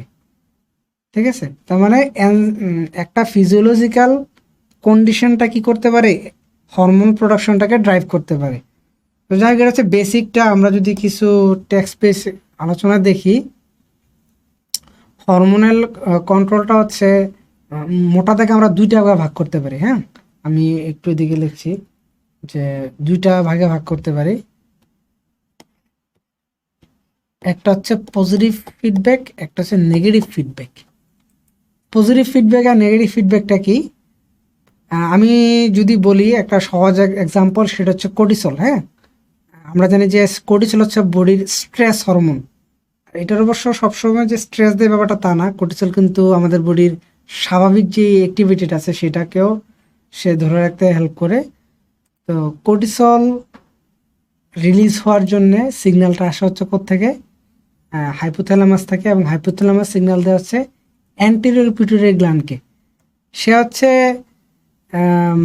এসিটিএস নামক হরমোনটা রিলিজ করে অ্যান্টেরিয়র পিটুইটারি গ্ল্যান্ডটা। এই এসিটিএস কি করে আমাদের তার যেই টার্গেট সাইট ওইখানে গিয়ে হচ্ছে সে কর্টিসল হরমোন প্রোডাকশনের কাজ শুরু করে দেয়। আবার যখন ব্লাডে কি হয়, তার এনাফ পরিমাণ কর্টিসল ব্লাডে থাকে, এই কর্টিসলে কিন্তু আবার কি হয়, হাইপোথ্যালামাসের মাধ্যমে এসিটিএস হরমোন প্রোডাকশনটাকে সে হচ্ছে বাধাগ্রস্ত করে, মানে হচ্ছে নেগেটিভলি এফেক্ট করে আর কি, যে আমি যথেষ্ট উৎপন্ন হয়ে গিয়েছি আর প্রোডাকশনের দরকার নেই। এটা হচ্ছে নেগেটিভ ফিডব্যাকের একটা উদাহরণ। আর পজিটিভ ফিডব্যাকের যদি উদাহরণ দিই, সেটা হচ্ছে আমরা চাইল্ড বার্থের ক্ষেত্রে লেবারিং প্রসেসটা উল্লেখ করতে পারি। যে মায়েরা যখন বাচ্চা প্রসব করে তখন কি হয়, ইউটেরাসটাকে প্রসারিত হতে হয়, সেক্ষেত্রে একটা হরমোন লাগে, সেটা হচ্ছে অক্সিটোসিন। তো বাচ্চা যখন ডেলিভারি হবে, সে কি হয়, ওই ইউটেরাসটা প্রসারিত হয়, অক্সিটোসিন লাগে। এই অক্সিটোসিন কি করে, সে হচ্ছে ইয়া করে এই সিগন্যাল দেয় যে না, আমার আরও বেশি অক্সিটোসিন লাগবে। তাহলে টার্গেট সাইড থেকে কি হয়, আরও বেশি অক্সিটোসিন প্রোডাকশন হয়। এতে করে কিন্তু লেবারিং প্রসেসটা ইজি হয়, বাচ্চাটা সহজেই ভূমিষ্ঠ হতে পারে। এটা হচ্ছে একটা পজিটিভ ফিডব্যাকের উদাহরণ। হ্যাঁ, তাহলে নেগেটিভ ফিডব্যাক হচ্ছে হরমোনটা প্রোডাকশনের পরে সে তার নিজের প্রোডাকশনটাকে ইনহিবিট করবে। আর পজিটিভ ফিডব্যাক হচ্ছে একটা হরমোন তার প্রোডাকশনটাকে সে আরও স্টিমুলেট করবে, যে না আরও বেশি হরমোন দরকার। আচ্ছা, আমরা একটা চমৎকার বিষয় আলোচনা করবো, সেটা হচ্ছে হাইপোথ্যালামাস এবং পিটুইটারি নিয়ে একটা আলাদা আলোচনার দাবি রাখে। কারণ আমরা বলছি যে পিটুইটারি গ্ল্যান্ড হচ্ছে আমাদের বডির মাস্টার গ্ল্যান্ড, কারণ এখান থেকেই বডির ম্যাক্সিমাম হরমোনগুলির গুরুত্বপূর্ণ হরমোনগুলো সব এখান থেকে বের হয়। এবং এই হরমোনগুলো যে কী করে, এরা অনেক সময় সরাসরি কাজ করে না, এরা হচ্ছে অন্য একটা হরমোনের প্রোডাকশনকে কন্ট্রোল করে। হ্যাঁ, এই কারণে কিন্তু পিটুইটারি হরমোনগুলোর গুরুত্ব আমাদের কাছে অনেক বেশি। তো এই পিটুইটারি হরমোনগুলা কি করে, পিটুইটারি গ্ল্যান্ড থেকে বের হয়। আর এই পিটুইটারি গ্ল্যান্ডের সাথে কে কানেক্টেড থাকে, হাইপোথ্যালামাস। আমরা জানি যে আমাদের ব্রেনের একটা অংশ আছে এই যে এই রিজিয়নের দিকে, যেটাকে আমরা হাইপোথ্যালামাস বলি। ব্রেন ফিজিওলজি বা অ্যানাটমির সময় আপনারা অথবা দেখে থাকবেন। এই হাইপোথ্যালামাস কি করে, বডির যত মেটাবলিক ফাংশন আছে, আমাদের বডির যত ধরনের মেটাবলিক ফাংশন আছে সবগুলোকে সে হচ্ছে কন্ট্রোল করে। মানে সে হচ্ছে কন্টিনিউয়াসলি বায়োকেমিক্যাল, ফিজিক্যাল এবং নিউরাল সিগন্যাল হাইপোথ্যালামাস সে গ্রহণ করতে থাকে, এবং সে এই সিগন্যালিংয়ের উপর বেস করে প্রয়োজন অনুসারে সে হচ্ছে হাইপোথ্যালামাস হচ্ছে কি করে, পিটুইটারি গ্ল্যান্ডকে সিগন্যাল দেয়, এই তুমি হচ্ছে এই হরমোনটা বানাও। তাহলে কিন্তু আমরা বলতে পারি যে master of the master, pituitary গ্ল্যান্ডের মাস্টার হচ্ছে হাইপোথ্যালামাস। তাহলে হাইপোথ্যালামাস তাকে ইনস্ট্রাকশন দিলে কি করে, পিটুইটারি গ্ল্যান্ড রেসপেক্টিভ হরমোন তৈরি করে, আর ওই হরমোনটা তখন ব্লাডে হচ্ছে প্রবেশ করে। আচ্ছা, তো আরেকটা জিনিস সেখানে আলোচনার দাবি রাখে, পিটুইটারি গ্ল্যান্ড কিন্তু আবার দুইটা বলতে একটা গ্ল্যান্ডেরই তার দুইটা পার্ট আছে।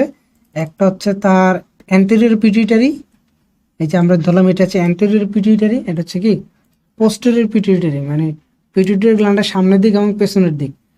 এই অ্যান্টেরিয়র পিটুইটারি হচ্ছে আমাদের সেই ইফেক্টিভ হরমোনগুলো প্রোডাকশন করতে পারে। আমাদের পিটুইটারি গ্ল্যান্ডে যত হরমোন আছে সবগুলো হচ্ছে এই অ্যান্টেরিয়র পিটুইটারি থেকে প্রোডাকশন হয়। আর পোস্টেরিয়র পিটুইটারি সে সরাসরি কোনো হরমোন সে প্রোডাকশন করে না, কিন্তু হাইপোথ্যালামাস কিছু হরমোন প্রোডাকশন করে, ওই হরমোনটা সে হচ্ছে তার প্রয়োজন অনুসারে এখানে জমা রাখে। মানে হচ্ছে হাইপোথ্যালামাস থেকে কিছু হরমোন কি করে পোস্টেরিয়র পিটুইটারি জমা রাখে এবং প্রয়োজন অনুসারে সেগুলোকে রিলিজ করতে পারে। যেমন হচ্ছে ওই যে এডিএস ব্যাকটেরিয়া হচ্ছে অক্সিটোসিনের কথা আলোচনা করেছিলাম, এগুলো হচ্ছে হাইপোথ্যালামাস প্রোডাকশন করে এবং হচ্ছে পোস্টেরিয়র পিটুইটারি তাকে স্টোরেজ করে প্রয়োজন অনুসারে রিলিজ করে। এই যে ফিগারটা দেখলে আমরা মোটামুটি একটা একটা ধারণা পাবো আর কি, যে ব্রেনের হাইপোথ্যালামাস দেখেন সে হচ্ছে কর্টিসল রিলিজিং হরমোন সে হচ্ছে সিক্রেট করে, সে হচ্ছে পিটুইটারি গ্ল্যান্ডের উপর কাজ করে। পরে এই পিটুইটারি গ্ল্যান্ড আবার কি করে এসিটিএইচ হরমোন রিলিজ করে। এই এসিটিএইচ হরমোন হচ্ছে আমাদের কিডনির উপরে যে অ্যাড্রেনাল গ্ল্যান্ড আছে সেটার উপর কাজ করে, আমাদের কর্টিসল ব্লাডে রিলিজ করে। তো এইভাবে কিন্তু একটা স্টেপ বাই স্টেপ হচ্ছে কি করে হরমোনগুলি কাজ করে থাকে। তাহলে একটা মেজর বৈশিষ্ট্য হচ্ছে যে পিটুইটারি হরমোনগুলি কখনোই সরাসরি কি করে না, কোনো সেলের উপর মানে আলটিমেট টার্গেট সেলের উপর কাজ করে না। এরা হচ্ছে অন্য একটা হরমোনের রেগুলেশন করে, অন্য একটা হরমোনের সিনথেসিসটাকে রেগুলেশন করে। আচ্ছা, আমরা এখন দেখব আমাদের হাইপোথ্যালামাস এবং পিটুইটারির মাঝের কানেকশনটা কেমন থাকে। তো এখানে দুইটা পয়েন্ট আমাদেরকে মনে রাখতে হবে। একটা হচ্ছে হাইপোথ্যালামাস থেকে একজনের দুইটা ক্লাস্টার সরাসরি কোথায় প্রবেশ করে, পিটুইটারি গ্ল্যান্ডে প্রবেশ করে। হ্যাঁ, আর আরেকটা হচ্ছে আমাদের যেই হাইপোথ্যালামাস আছে সেখান থেকে কিছু ব্লাড ভেসেল আর কি, হ্যাঁ আমরা সেটাকে হচ্ছে বলি হাইপোথ্যালমো পিটুইটারি পোর্টাল ভেসেল। মানে হচ্ছে আমাদের হাইপোথ্যালামাসের আমাদের যে ক্যাপিলারিসগুলো আছে বা সূক্ষ্ম নালীগুলি আছে সেগুলো হচ্ছে পিটুইটারি গ্ল্যান্ডে প্রবেশ করে, কি নামে, হাইপোথ্যালমো পিটুইটারি পোর্টাল ভেসেল। এই হাইপোথ্যালমো পিটুইটারি পোর্টাল ভেসেলটা হাইপোথ্যালামাস থেকে সিগন্যালটা পিটুইটারি গ্ল্যান্ডে নিয়ে যায়। তো এই সিস্টেমটা থাকার কারণে, পোর্টাল সিস্টেমটা থাকার কারণে হাইপোথ্যালামাস সহজেই খুব র্যাপিড পিটুইটারির সাথে কানেক্টেড থাকতে পারে বা খুব সহজে সিগন্যালিং আদান প্রদান করতে পারে, যেন আমার এখন এই হরমোনটার দরকার, এখন হচ্ছে ওইটা দরকার, এবং এই সিগন্যালিংটা বেশ র্যাপিড হয়ে থাকে। আচ্ছা, তো আমরা যদি এই ফিগারটা একটু দেখি, এই যে দেখেন যে দুইটা একজন ক্লাস্টার এখানে প্রবেশ করছে, ইনফ্যান্ডিবুলাম অংশটা দিয়ে প্রবেশ করছে এখানে। আবার হচ্ছে এই ক্যাপিলারি, এই হাইপোথ্যালামাস থেকে ব্লাড ক্যাপিলারিগুলো কোথায় প্রবেশ করছে, আমাদের পোস্টেরিয়র এবং অ্যান্টেরিয়র পিটুইটারি গ্ল্যান্ডে প্রবেশ করছে। এইভাবেই হাইপোথ্যালামাস পিটুইটারিকে কন্ট্রোল করে থাকে। পিটুইটারিকে সিগন্যাল দিলেই তবে পিটুইটারি কি করে, ওই টার্গেট হরমোনটা প্রোডাকশন করে। আচ্ছা, তো আমরা যেটা বলছিলাম যে পিটুইটারি দুইটা পার্ট থাকে, হ্যাঁ, অ্যান্টেরিয়র পিটুইটারি এবং পোস্টেরিয়র পিটুইটারি। অ্যান্টেরিয়র পিটুইটারি হচ্ছে আমাদের যে হরমোনগুলো উৎপন্ন করে, আমরা তাদেরকে বলে থাকি হাইপোফিজিওট্রপিক হরমোন। হাইপোফিজিওট্রপিক হরমোন। আচ্ছা, তাদেরকে হাইপোফিজিওট্রপিক হরমোন বলার অন্যতম কারণ হচ্ছে তারা সরাসরি বডির কোনো ফিজিওলজিক্যাল প্যারামিটারকে কন্ট্রোল করে না, তারা হচ্ছে অন্য একটা হরমোনের প্রোডাকশনটাকে কন্ট্রোল করে। এই কারণে আমরা তাদেরকে বলছি হচ্ছে হাইপোফিজিওট্রপিক হরমোন। এবং এই হরমোনটা আমাদের বডির অন্য অন্য যে আমাদের এন্ডোক্রাইন গ্ল্যান্ড আছে, এই এন্ডোক্রাইন গ্ল্যান্ডে কাজ করে থাকে। তো এগুলো যদি বলে যে পিটুইটারি গ্ল্যান্ডের টার্গেট সাইট কোথায়, তখন কিন্তু অ্যান্সার দিতে হবে যে তাদের টার্গেট সাইট হচ্ছে আদার্স এন্ডোক্রাইন গ্ল্যান্ড। তো অ্যান্টেরিয়র পিটুইটারি থেকে যে সকল হরমোন বের হয় আমরা তাদের হচ্ছে একটা লিস্ট আপনাদের সাথে শেয়ার করছি। যেমন অ্যান্টেরিয়র পিটুইটারি থেকে হচ্ছে জিএইচ বা গ্রোথ হরমোন বের হয়। আর এই গ্রোথ হরমোনটা আমাদের অনেক গুরুত্বপূর্ণ বডির গ্রোথের জন্যে, স্পেশালি যখন বাচ্চারা কি হয়, তাদের কৈশোর এবং হচ্ছে যৌবনের প্রাথমিক দিকে তাদের দৈহিক যে বৃদ্ধিটা হয়, এবং এই বৃদ্ধিটার জন্য গ্রোথ হরমোন অনেক প্রয়োজন। গ্রোথ হরমোন আমাদের অনেকভাবে কাজ করে থাকে। একটা হচ্ছে ডিরেক্ট ফাংশন, একটা হচ্ছে ইনডিরেক্ট ফাংশন। ডিরেক্ট ফাংশন যদি বলি, যে গ্রোথ হরমোন হচ্ছে সরাসরি আইজিএফ প্রোডাকশন করে। আইজিএফ মানে হচ্ছে insulin like growth factor production করে, এবং এই প্রোডাকশনটাকে সে হচ্ছে কন্ট্রোল করে। আর এটা হচ্ছে আমাদের ইনডিরেক্ট অ্যাপ্রোচ। আর ডিরেক্ট অ্যাপ্রোচ হচ্ছে গ্রোথ হরমোন যখন একটা মানুষের বডি প্রোডাকশন করে, বডির মেটাবলিক অ্যাক্টিভিটি বেড়ে যায়। এই কারণে আপনারা দেখবেন যে যখন ওই কী করে অনেকে জিম করে বডি বিল্ডিং করতে যায়, অনেকে কি করে গ্রোথ হরমোন সাপ্লিমেন্ট নেয়। তা নেওয়ার কারণে কি হয়, তাদের বডি মেটাবলিজম বাড়ে এবং মাসেল প্রোডাকশন বেড়ে যায়। যদিও এটা একটা হেলদি ওয়ে না, মাসেল বাড়ানোর হেলদি ওয়ে না, তারপরে কিন্তু আমাদের পৃথিবীর যারা বেশিরভাগ আমি বলবো যে বডি বিল্ডার কিন্তু এই ধরনের গ্রোথ হরমোন স্টেরয়েড ব্যবহার করেন। এটা অনেক নেগেটিভ কনসিকুয়েন্স কিন্তু আবার তাদেরকে ভোগ করতে হয়।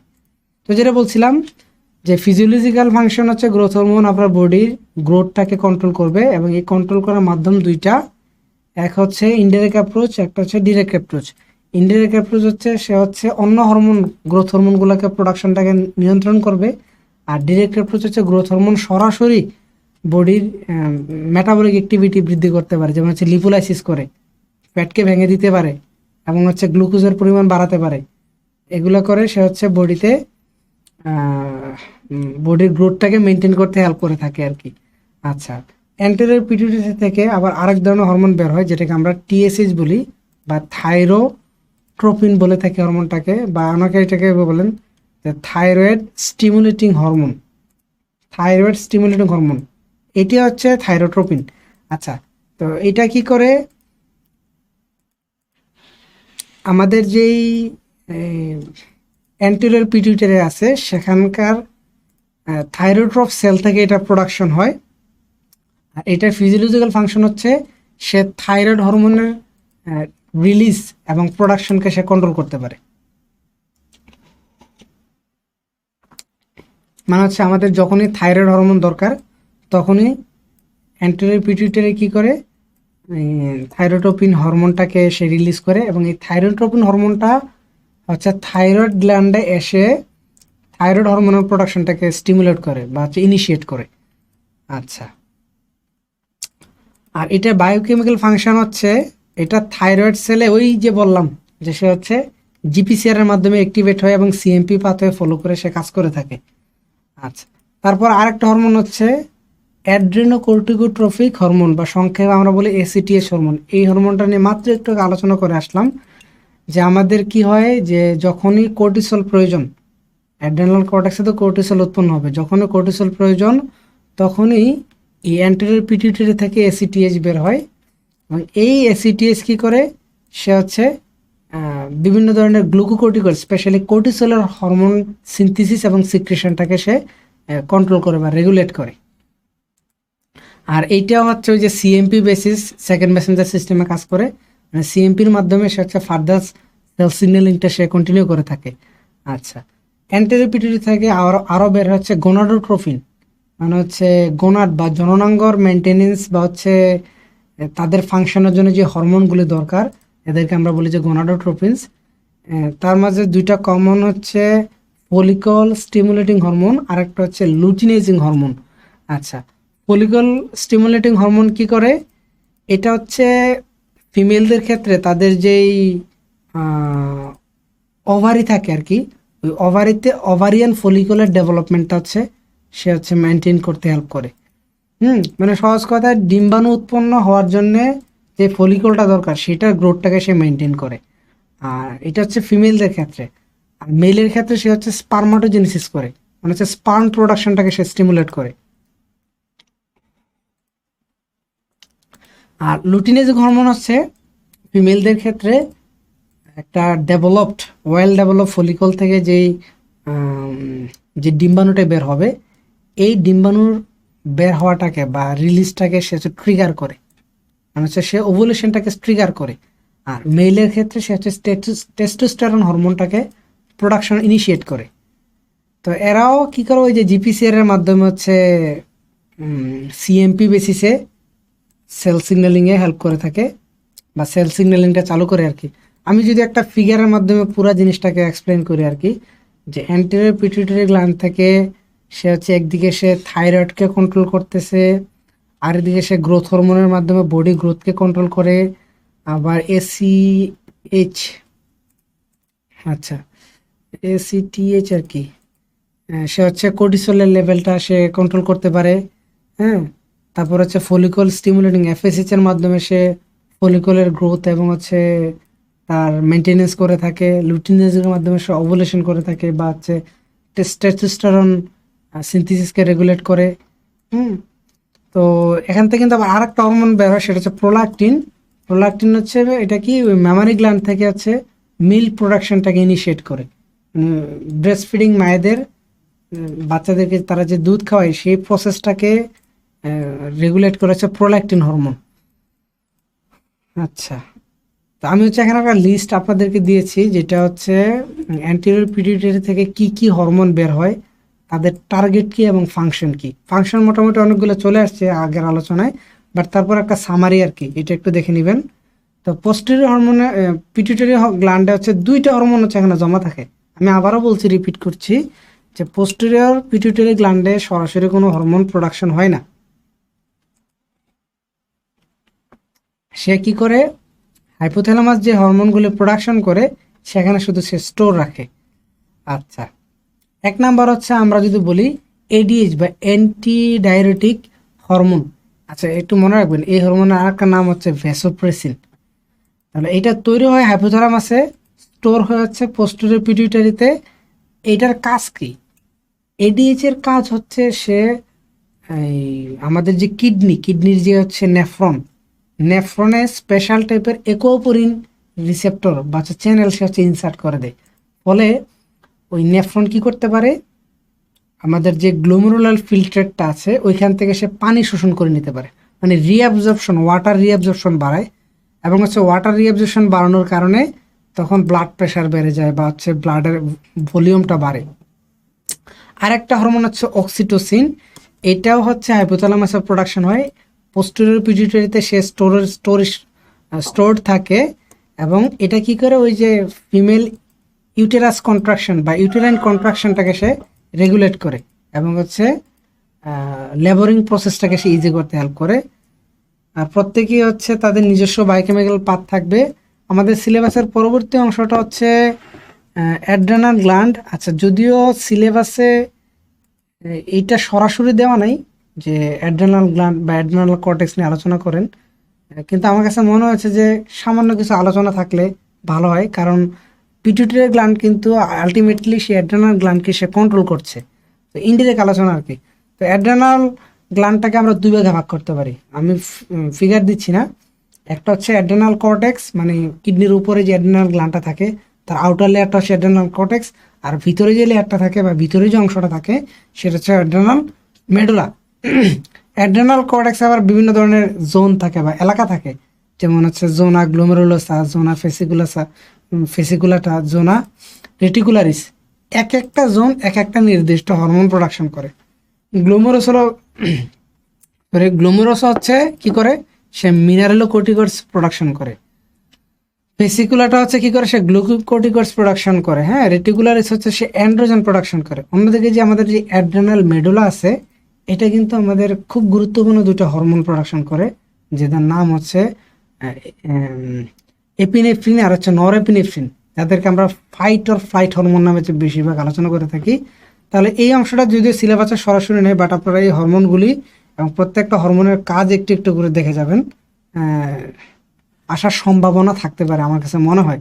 আচ্ছা, যাই হোক, তারপরে হচ্ছে আমরা দেখব থাইরয়েড হরমোন নিয়ে আলোচনা করব। থাইরয়েড হরমোন কি, আমাদের থাইরয়েড গ্ল্যান্ড থেকে যে হরমোনগুলি বের হয় কমনলি আমরা তাদেরকে থাইরয়েড হরমোন বলি। এক্সাম্পল হচ্ছে T3 হরমোন এবং হচ্ছে T4 হরমোন।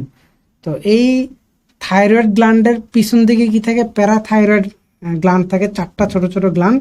এই প্যারাথাইরয়েড হরমোন থেকে কি বের হয়, পিটিএইচ বা প্যারাথাইরয়েড হরমোন বের হয়, যেটা হচ্ছে ব্লাডে ক্যালসিয়াম লেভেলটাকে সে হোমিওস্টেসিসে রাখতে হেল্প করে।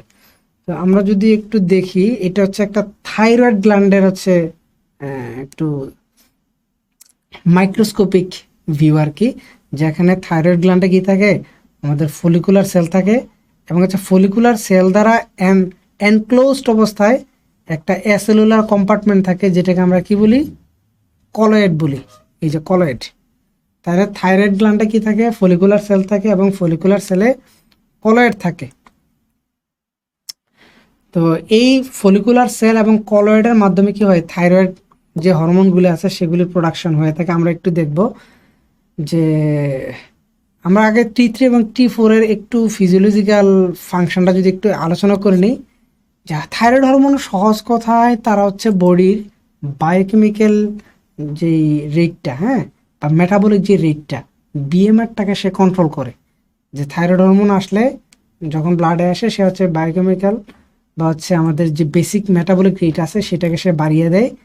আর যদি থাইরয়েড হরমোন কারো মাঝে কম থাকে বা প্রোডাকশন কম হয়, তার বিএমআরটা কম হয়। আর মেটাবলিক রেটটা কমে গেলে দেখা যাচ্ছে তার এনার্জি প্রোডাকশন থেকে শুরু করে অন্যান্য সব কিছুই কী হয়ে যায়, রিটার্ডেশন দেখা দেয়। তারপরে আমরা কি দেখবো, তাদের প্রত্যেকের সিনথেসিসটা একটু দেখব।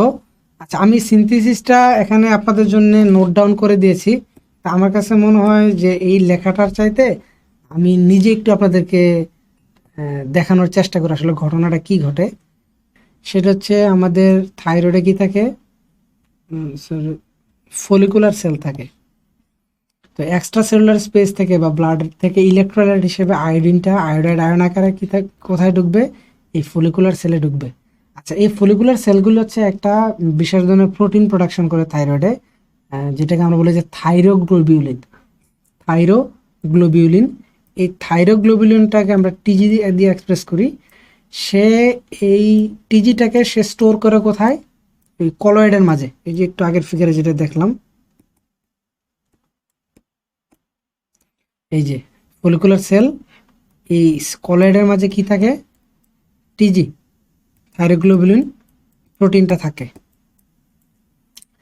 তো এই আয়োডিনটা যখন সেলে প্রবেশ করে, ফলিকুলার সেলে, তখন এটা কিন্তু আবার সে হচ্ছে কোথায় ঢুকতে পারে না, আবার ব্লাডে ফেরত যেতে পারে না। আমরা এই জিনিসটাকে বলি যে আয়োডিন টেপিং। যে ফলিকুলার সেলে আয়োডাইড আয়ন আকারে ঢুকবে এবং সে হচ্ছে এই সেল থেকে আর বের হতে পারবে না।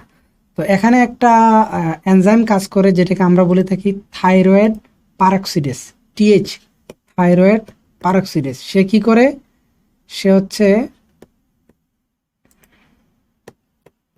হাইড্রোজেন পারক্সাইড প্রোডাকশন করে। তাহলে দেখেন তো, এই হাইড্রোজেন পারক্সাইড সে হচ্ছে আয়োডাইড আয়নের সাথে বিক্রিয়া করে সে হচ্ছে ফ্রি আয়োডিন বা আয়োডিন হচ্ছে ফ্রি রেডিক্যাল প্রোডাকশন করতে পারে। আর এই আয়োডিনটা হচ্ছে কি হয়, এই থাইরোগ্লোবিনের মাঝে কি থাকে, টাইরোসিন অ্যামাইনো অ্যাসিড থাকে। এই টাইরোসিনের অ্যারোমেটিক অংশের সাথে যুক্ত হয় এই আয়োডিনটা, একসাথে যুক্ত হয়ে কি উৎপন্ন করে, এমআইটি অথবা ডিআইটি টিজি। আমরা এই জিনিসটাকে, এই প্রসেসটাকে বলি আয়োডিনের অর্গানিফিকেশন। মানে হচ্ছে আয়োডিনটা ছিল এতক্ষণ হচ্ছে ইনঅর্গানিক আয়ন, এখন সে হচ্ছে একটা অর্গানিক কম্পাউন্ড, মানে হচ্ছে প্রোটিনের সাথে যুক্ত হলো। তো এমআইটি ডিআইটি কি, এমআইটি হচ্ছে মনো আয়োডো থাইরোগ্লোবিউলিন, মনো আয়োডো টাইরোসিন, আর ডিআইটি হচ্ছে ডাই আয়োডো টাইরোসিন থাইরোগ্লোবিউলিন। তাহলে দেখেন যে আমাদের যে থাইরয়েড গ্ল্যান্ড আছে ওইখানে আয়োডিন সে ব্যবহার করে মনো আয়োডো টাইরোসিন তৈরি করে এবং ডাই আয়োডো টাইরোসিন তৈরি করে, এবং এই টাইরোসিনগুলো কার সাথে যুক্ত থাকে, থাইরোগ্লোবিউলিন প্রোটিনের সাথে যুক্ত থাকে। এই যে যখনই থাইরয়েড হরমোন রিলিজ হওয়া দরকার তখনই হচ্ছে পিনোসাইটোসিসের মাধ্যমে এই যে এমআইটি টিজি বা ডিআইটি টিজি এগুলাকে কি করে, সে হচ্ছে পিনোসাইটোসিসের মাধ্যমে সেলের ভিতরে সে নিয়ে নেয়। আর সেলে নেওয়ার পর এই যে পিনোসাইটিক যে ভেসেলটা আছে এই ভেসেলটাকে সে হচ্ছে লাইসোসোমের সাথে ফিউজ করে। লাইসোসোমের সাথে ফিউজ করলে তখন কি হয়, এই যে আমাদের কাছে যে এমআইটি আছে, মনো আয়োডো টাইরোসিন আছে, ডিআইটি আছে, ডাই আয়োডো টাইরোসিন আছে, এরা হচ্ছে কাপলিং রিয়াকশন হয়, মানে একটা আরেকটার সাথে যুক্ত হয়। যদি এমন হয় যে এমআইটি প্লাস ডিআইটি একসাথে যুক্ত হয়, তখন কি হবে, মনো আয়োডোটাইরোসিন এবং ডাই আয়োডোটাইরোসিন, তাহলে মোট হয় তিনটা কি, ট্রাই আয়োডো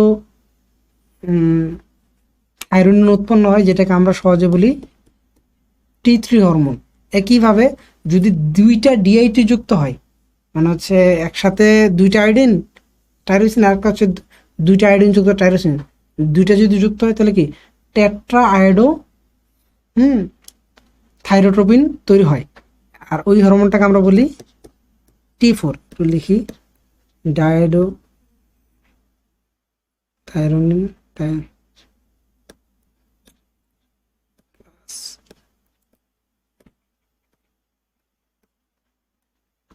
তাহলে দুইটা ডিআইটি যুক্ত হয়ে T4 হরমোন আমাদের প্রোডাকশন হয়।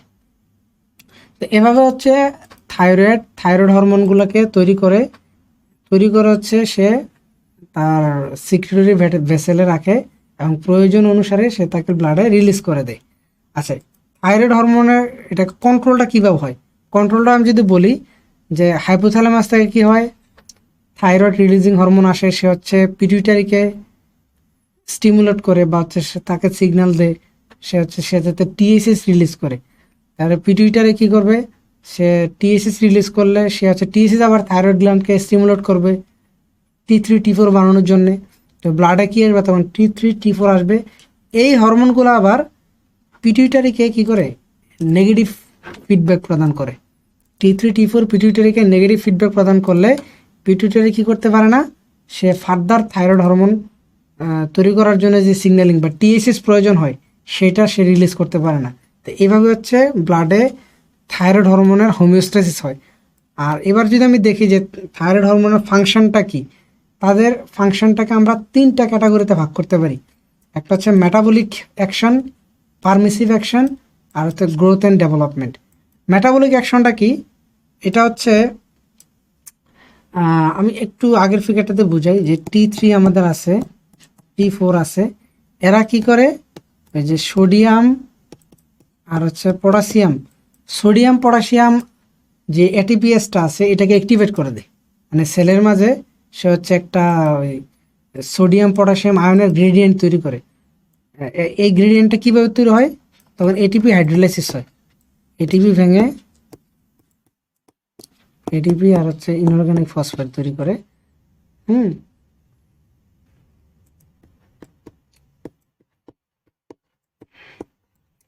তাহলে দেখেন এই থাইরয়েড হরমোনগুলি কী করে, সোডিয়াম পটাশিয়াম এটিপিএসকে অ্যাক্টিভেট করলে তারা হচ্ছে এডিপি ভেঙে কী করে, সে হচ্ছে এনার্জি প্রোডাকশন করে এবং সেটা কী হয়, হিট এনার্জি হয়, যার কারণে থাইরয়েড হরমোন বডির টেম্পারেচারটাকে মেনটেন করতে হেল্প করে।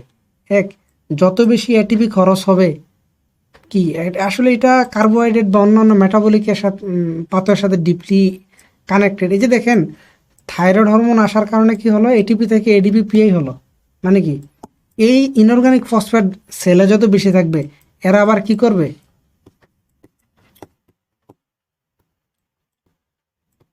এরা আবার বিভিন্ন গ্লাইকোলাইটিক এনজাইমকে, আপনারা দেখেছেন যে এনজাইমটা আপনারা দেখেছেন যে এরা হচ্ছে বিভিন্ন গ্লাইকোলাইটিক এনজাইমকে সে হচ্ছে স্টিমুলেট করে, এডিপি কিংবা এএমপি এরা কি করে, গ্লাইকোলাইসিস সহ আবার হচ্ছে প্রোটিন মেটাবলিজমকে সে হচ্ছে স্টিমুলেট করে থাকে।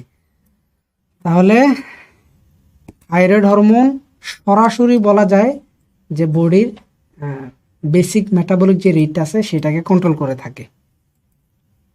তো যদি কারো বডিতে থাইরয়েড হরমোনের ঘাটতি দেখা দেয় তখন দেখা যাচ্ছে যে তাদের হচ্ছে কী হয়ে যায়, এই মেটাবলিক রেটটা হচ্ছে কমে যায়। আবার কখনো যদি বডিতে থাইরয়েড হরমোন বেশি থাকে বা যাদের ক্ষেত্রে হাইপার থাইরয়েডিজম আছে তাদের ক্ষেত্রে মেটাবলিক বার্নিং বা মেটাবলিক রেটটা হচ্ছে বেশি থাকে, ফলে বডির গ্রোথটা ওইভাবে দেখা যায় না। দেখবেন যে অনেকে আছে যে প্রচুর খাওয়া দাওয়া করে কিন্তু সে চিকুনি থেকে যাচ্ছে, তার অন্যতম কারণ হচ্ছে হাইপার থাইরয়েডিজম। আচ্ছা, থাইরয়েড হরমোনের আর একটা কাজ হচ্ছে পারমিসিভ অ্যাকশন, মানে সে কি করে, আমাদের ইসে আছে একটা রিসেপ্টর আছে বিটা অ্যাড্রেনার্জিক রিসেপ্টরস।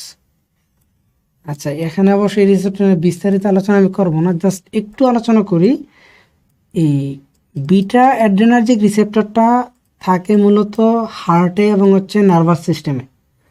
তো এই রিসেপ্টরের কাজ হচ্ছে আমাদের অ্যাড্রেনাল গ্ল্যান্ড থেকে যে হরমোনগুলি বের হয়, স্পেশালি এপিনেফ্রিন এবং নর এপিনেফ্রিন, ওই যে ফ্লাইট অ্যান্ড ফাইট হরমোন যেটা বলি আর কি, মানে হয় মারামারি করে নাহলে হচ্ছে এখান থেকে পালিয়ে যাও, যে রেসপন্সটা তৈরি করে যে হরমোনগুলি, তারা হচ্ছে এই বিটা অ্যাড্রেনার্জিক রিসেপ্টর এসে বাইন্ড করে। তো যদি T3 T4 হরমোনটা বা থাইরয়েড হরমোন হচ্ছে এই রিসেপ্টরের এক্সপ্রেশনটাকে কন্ট্রোল করে। তার মানে যদি কারো বডিতে থাইরয়েড হরমোনের ঘাটতি থাকে তাহলে কি হবে, তার ওই এপিনেফ্রিন নরএপিনেফ্রিন হরমোনগুলো ঠিকভাবে কাজ করতে পারবে না।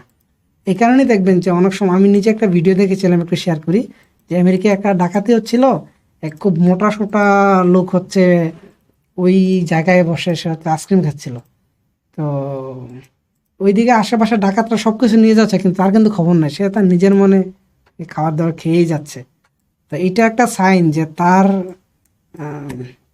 হাইপোথাইরয়েডিজম আছে, যার কারণে কি সে তার বডি ওবেসিটি দেখা দিয়েছে, এবং ওবেসিটির পাশাপাশি হাইপোথাইরয়েডিজম থাকার কারণে তার ওই বিটা অ্যাড্রেনার্জিক রিসেপ্টরে ঘাটতি থাকার কারণে তার মাঝে ওই ভয়টা বা ফাইট যে রেসপন্সটা, এটা তার মাঝে দেখা যায়নি। আচ্ছা, তো থাইরয়েড হরমোনের আরেকটা কাজ আমি সবগুলি আশা করি ব্যাখ্যা করে বুঝতে পেরেছেন, যে মেটাবলিক ফাংশন, পারমিসিভ অ্যাকশন, আর কাছে গ্রোথ অ্যান্ড ডেভেলপমেন্ট। আচ্ছা, আনফর্চুনেটলি গ্রোথ অ্যান্ড ডেভেলপমেন্টের আমি বিস্তারিত লিখতে পারিনি, একটু আপনাদের সাথে শেয়ার করি এখানেই।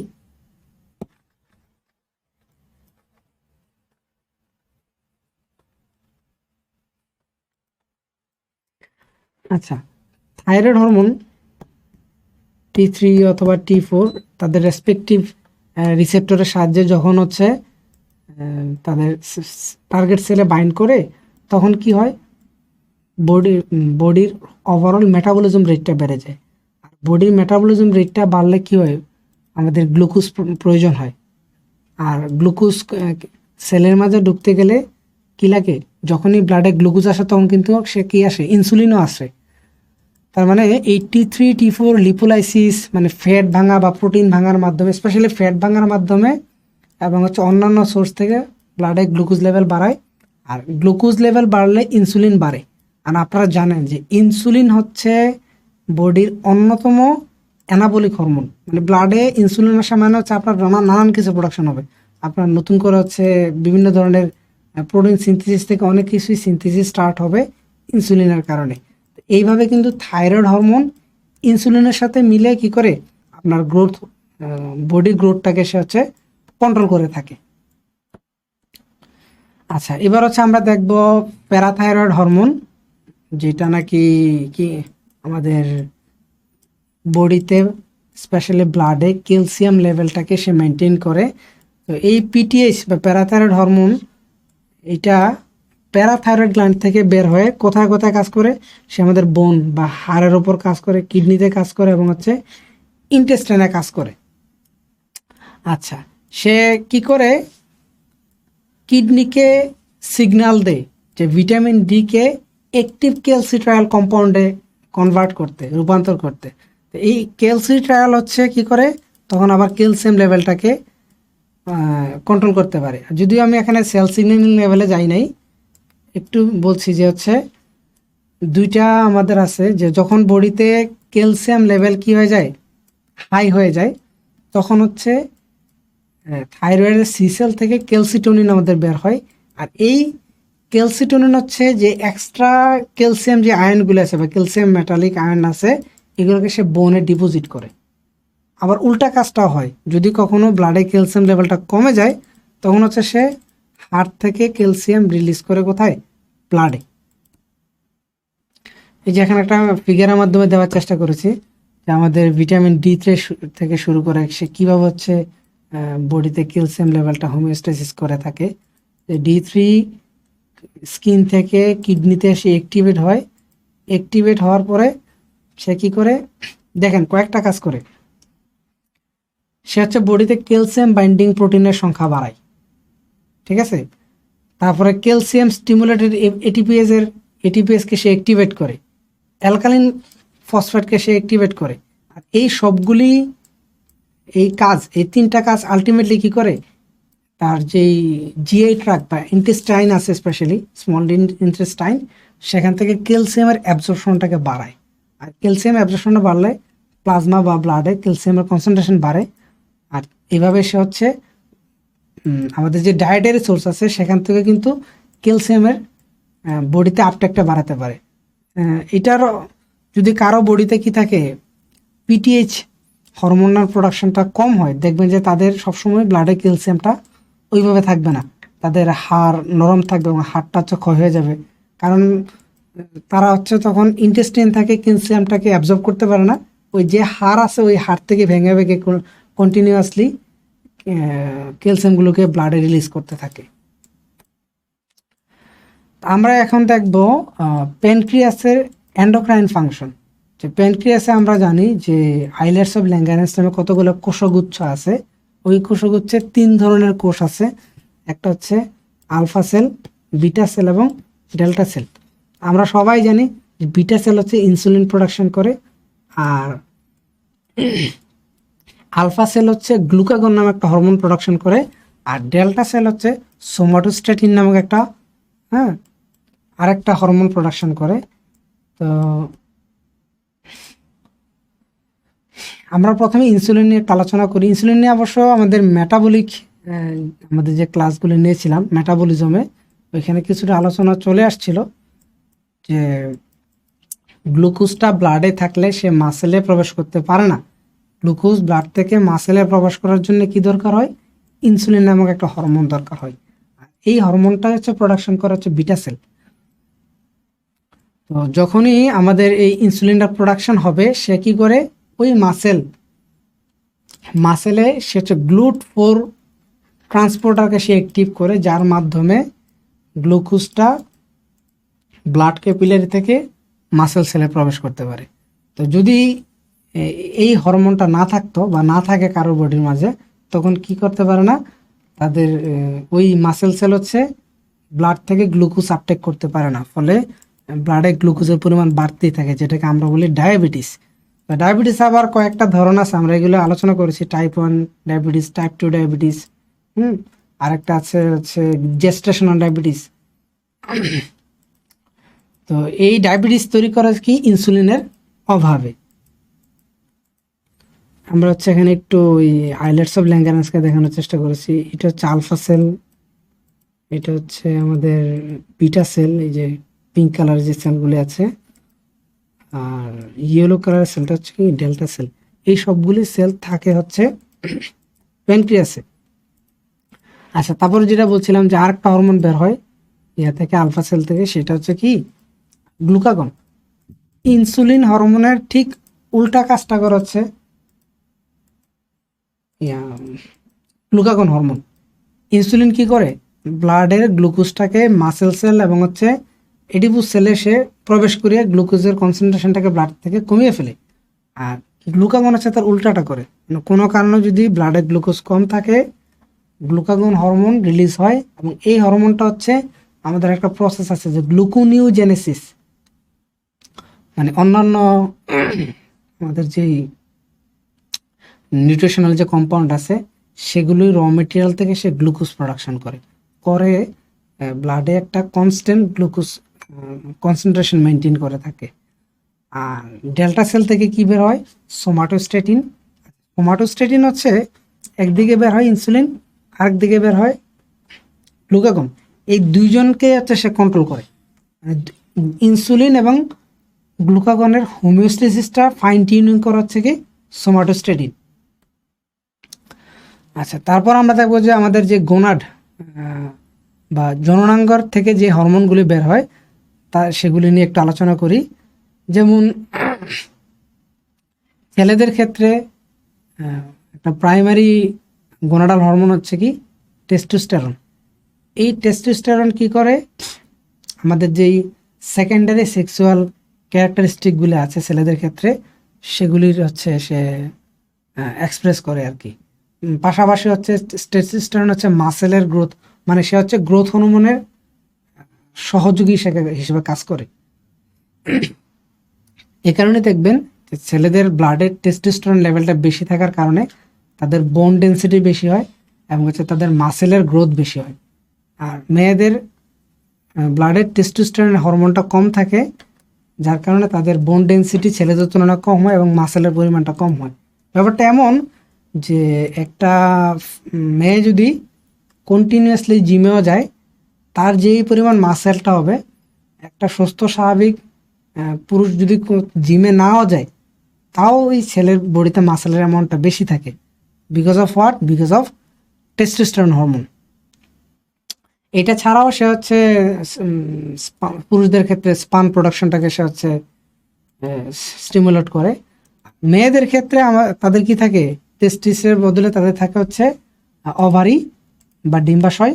ওই ডিম্বাশয় থেকে দুইটা হরমোন বের হয় প্রাইমারি, একটা হচ্ছে এস্ট্রোজেন আর একটা হচ্ছে প্রোজেস্টেরন। তো এস্ট্রোজেনটা হচ্ছে আমাদের যারা মেয়ে আছে তাদের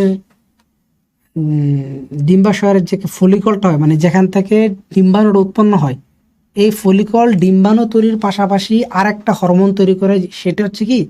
এস্ট্রোজেন। এই এস্ট্রোজেন থাকার কারণে ফলিকলটা ডেভেলপমেন্ট হয় এবং হচ্ছে ডিম্বাণুটা ম্যাচিউর অবস্থায় পরিণত হতে পারে।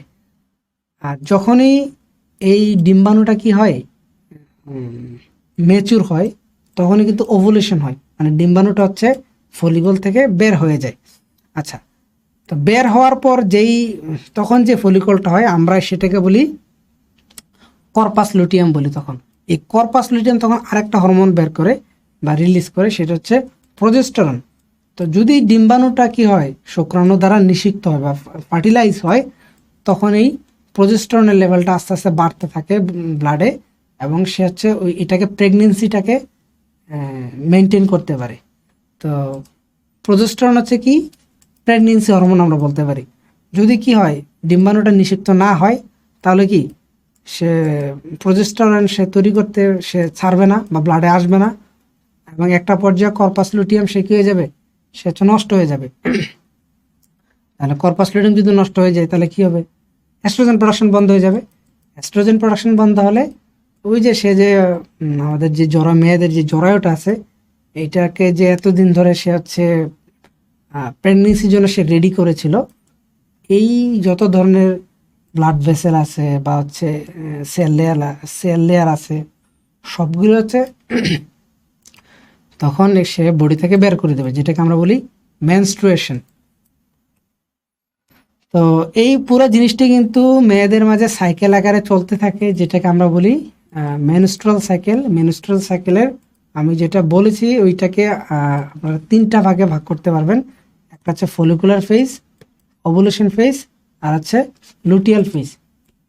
তো ফলিকুলার ফেজে হচ্ছে ইস্ট্রোজেন আস্তে আস্তে বাড়বে, মানে হচ্ছে এলএইচ বাড়তে থাকলে সে হচ্ছে ইস্ট্রোজেন বাড়াবে, আর ইস্ট্রোজেন বাড়ালে হচ্ছে সে ডিম্বাণুটাকে সে পরিণত অবস্থায় নিবে।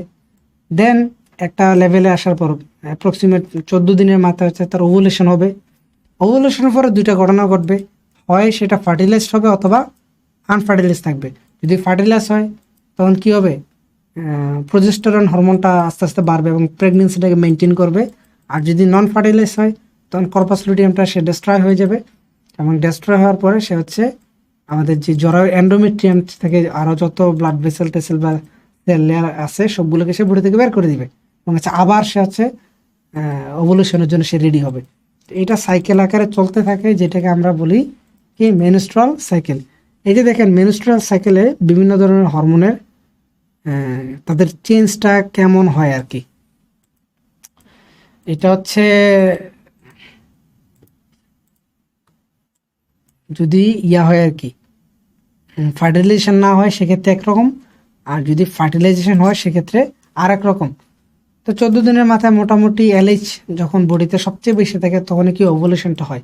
আর ওভুলেশনের পরে আস্তে আস্তে আস্তে কি হয়, এলএইচের পরিমাণ কমতে থাকে, ফলে এস্ট্রোজেনও কমতে থাকে।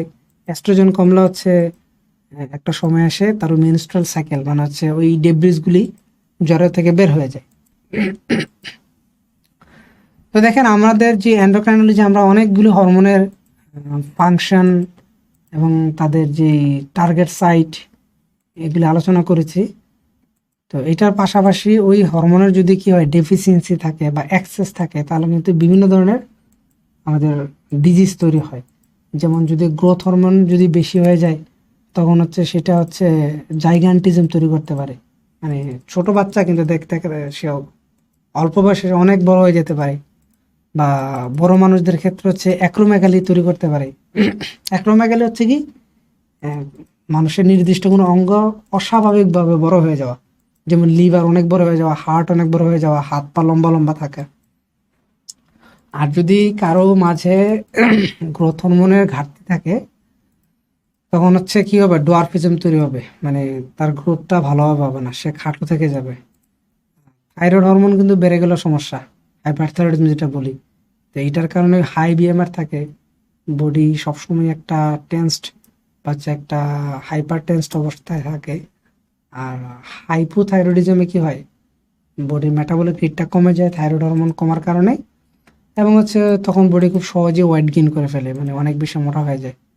আর কর্টিসলও কি করে, সে তার কিছু উপকারী ফাংশন আছে মানে প্রপার লেভেলে থাকলে, কিন্তু যদি সে বেড়ে যায় তখন হচ্ছে সেন্ট্রাল ওবেসিটি বাড়ায়, মাসেলসে হচ্ছে সে ডিস্ট্রয় করে দেয়, হাইপারগ্লাইসেমিয়া তৈরি করে, এবং সে ডায়াবেটিসকে ডেকে আনে যদি কর্টিসল ব্যালেন্সটা নষ্ট থাকে আর কি। আর যদি কারো ক্ষেত্রে কর্টিসল কম থাকে, যেমন আমার একটা স্টুডেন্ট ছিল যার বডিতে হচ্ছে কর্টিসল প্রোডাকশন হতোই না, হ্যাঁ, এডিসন ডিজিজ ছিল আর কি খুব সম্ভবত। তো তাকে হচ্ছে ডেইলি কর্টিসল ট্যাবলেট আকারে তাকে খেতে হতো। তো কর্টিসল বেশি থাকলেও সমস্যা, আবার একদম কম থাকলেও বডিতে সমস্যা তৈরি করে। আর ইনসুলিনের কারণে তো ডায়াবেটিস আপনারা দেখেছেন, এটা তো জানেন, এটা নিয়ে আলোচনার কিছু নাই। তো এই হচ্ছে আমাদের হরমোন নিয়ে আলোচনা। হরমোন থেকে প্রশ্ন আসার সম্ভাবনা অনেক দিকে আসতে পারে। তো আমি যেটা মনে হয় যে বেসিকটা একটু ভালো করে পড়ে যাবেন, মানে হরমোন কি, কোন হরমোনটা কোত্থেকে প্রোডাকশন হয়, কি কাজ করে, তার টার্গেট সেট কোথায়, এগুলো যদি মনে রাখতে পারেন, আমার কাছে মনে হয় যে বিসিএস প্রিলির ক্ষেত্রে আপনারা বেশি উপকৃত হবেন। তো কয়েকটা কোশ্চেন আমরা দেখি। Impairment in the synthesis of dopamine by brain is a major positive factor for the disorder. যদি ব্রেন ডোপামিন তৈরি করতে না পারে তখন কোন সমস্যাটা হয়, এটা কোনটা হয়, একটু চিন্তা করে বলতে পারবেন? আচ্ছা, যারা পারবেন তাদেরকে থ্যাংক ইউ। পার্কিনসন ডিজিজ এমনটা হয়ে থাকে। পার্কিনসন ডিজিজ ডোপামিন ব্রেন তৈরি করতে পারে না, তখন আলটিমেটলি তার বিভিন্ন ধরনের নিউরো ডিজেনারেটিভ ডিজিজ বা সমস্যা দেখা দেয়। One of the following hormone is an amino acid derivative. Amino acid derivative কোনটা, কী কী আছে এখানে একটু দেখি দাও। Epinephrine, norepinephrine, thyroxine, all of them. আসলে এখানে সবগুলোই কিন্তু amino acid derivative. I think answer হবে হচ্ছে all of them. The most active mineralocorticoid hormone is, আচ্ছা মিনারেলোকর্টিকয়েডস কে কে কে আছে একটু যদি দেখি। কর্টিসল আছে এখানে, 11 ডিঅক্সি কর্টিকোস্টেরন আছে, কর্টিকোস্টেরন আছে, অ্যালডোস্টেরন আছে। আচ্ছা সবচেয়ে গুরুত্বপূর্ণ মিনারেলোকর্টিকয়েডস হচ্ছে বডিতে অ্যালডোস্টেরন। কারণ অ্যালডোস্টেরন হচ্ছে বডিতে যে ইলেকট্রোলাইটগুলো আছে, sodium, potassium, chloride, negative ion, positive ion, তাদের ব্যালেন্সটা সে রাখতে পারে। Name the hormone predominantly produced in response to fight and flight, মানে হচ্ছে হয় মারামারি কারণ আর হচ্ছে পালিয়ে যাও, এটা কে তৈরি করে, এই হরমোন, এই রেসপন্সটা কে তৈরি করে? আমরা সবাই জানি এটা হচ্ছে এপিনেফ্রিন তৈরি করে। থাইরোক্সিন তো হচ্ছে সে থাইরয়েড হরমোন, তার কাজ এটা না। অ্যালডোস্টেরন তো হচ্ছে মিনারেলোকর্টিকয়েডস, তার সাথে ওইটা মেনটেন করে। আর এডিএইচ হচ্ছে ভ্যাসোপ্রেসিন, যেটা হচ্ছে ব্লাডের ভলিউমটা বাড়ায় বা হচ্ছে ওয়াটার রিটেনশন বাড়ায়। অ্যান্সার হচ্ছে এপিনেফ্রিন। তো এই এন্ডোক্রাইনোলজি আসলে স্লাইডের সংখ্যাটা একটু বেশি, আলোচনাও বেশি ছিল। আমি চেষ্টা করেছি বিভিন্ন বই থেকে এবং হচ্ছে পেপার থেকে কিছু অ্যাড করার। নির্দিষ্ট বই পড়াটা এই মুহূর্তে টাফ, তা আমার পরামর্শ থাকবে স্লাইড থেকে টপিকগুলো ধরে ধরে আপনারা হচ্ছে একটু সার্চ করে কিছু এডিশনাল তথ্য যুক্ত করতে পারেন। অথবা আমার কাছে আরেকটা মনে হয়েছে যে সত্যনারায়ণের বইয়ে শুধু হরমোন নামে একটা চ্যাপ্টার আছে, শুধু হরমোন, ওইটাও বেশ ভালো মনে হয়েছে। কিছু একদম প্রাইমারি ইনফরমেশনগুলি হচ্ছে ওই অধ্যায়টাতে আছে, এত বিস্তারিত নেই কিন্তু মোটামুটি তথ্যগুলো এখানে দেয়া আছে। তো ওই চ্যাপ্টারটা পড়বেন। আর পাশাপাশি হচ্ছে যে যারা সময় পাবেন তারা হচ্ছে অরিজিনাল মেডিকেল টেক্সট বুক তো পড়ার সুযোগ আছে, ওইটাও দেখতে পারেন। তো সবকিছু মিলিয়ে আপনাদের প্রস্তুতি সফলভাবে সুন্দরভাবে এগিয়ে যাক সেই প্রত্যাশা করে আজকের লেকচার শেষ করছি। আসসালামু আলাইকুম।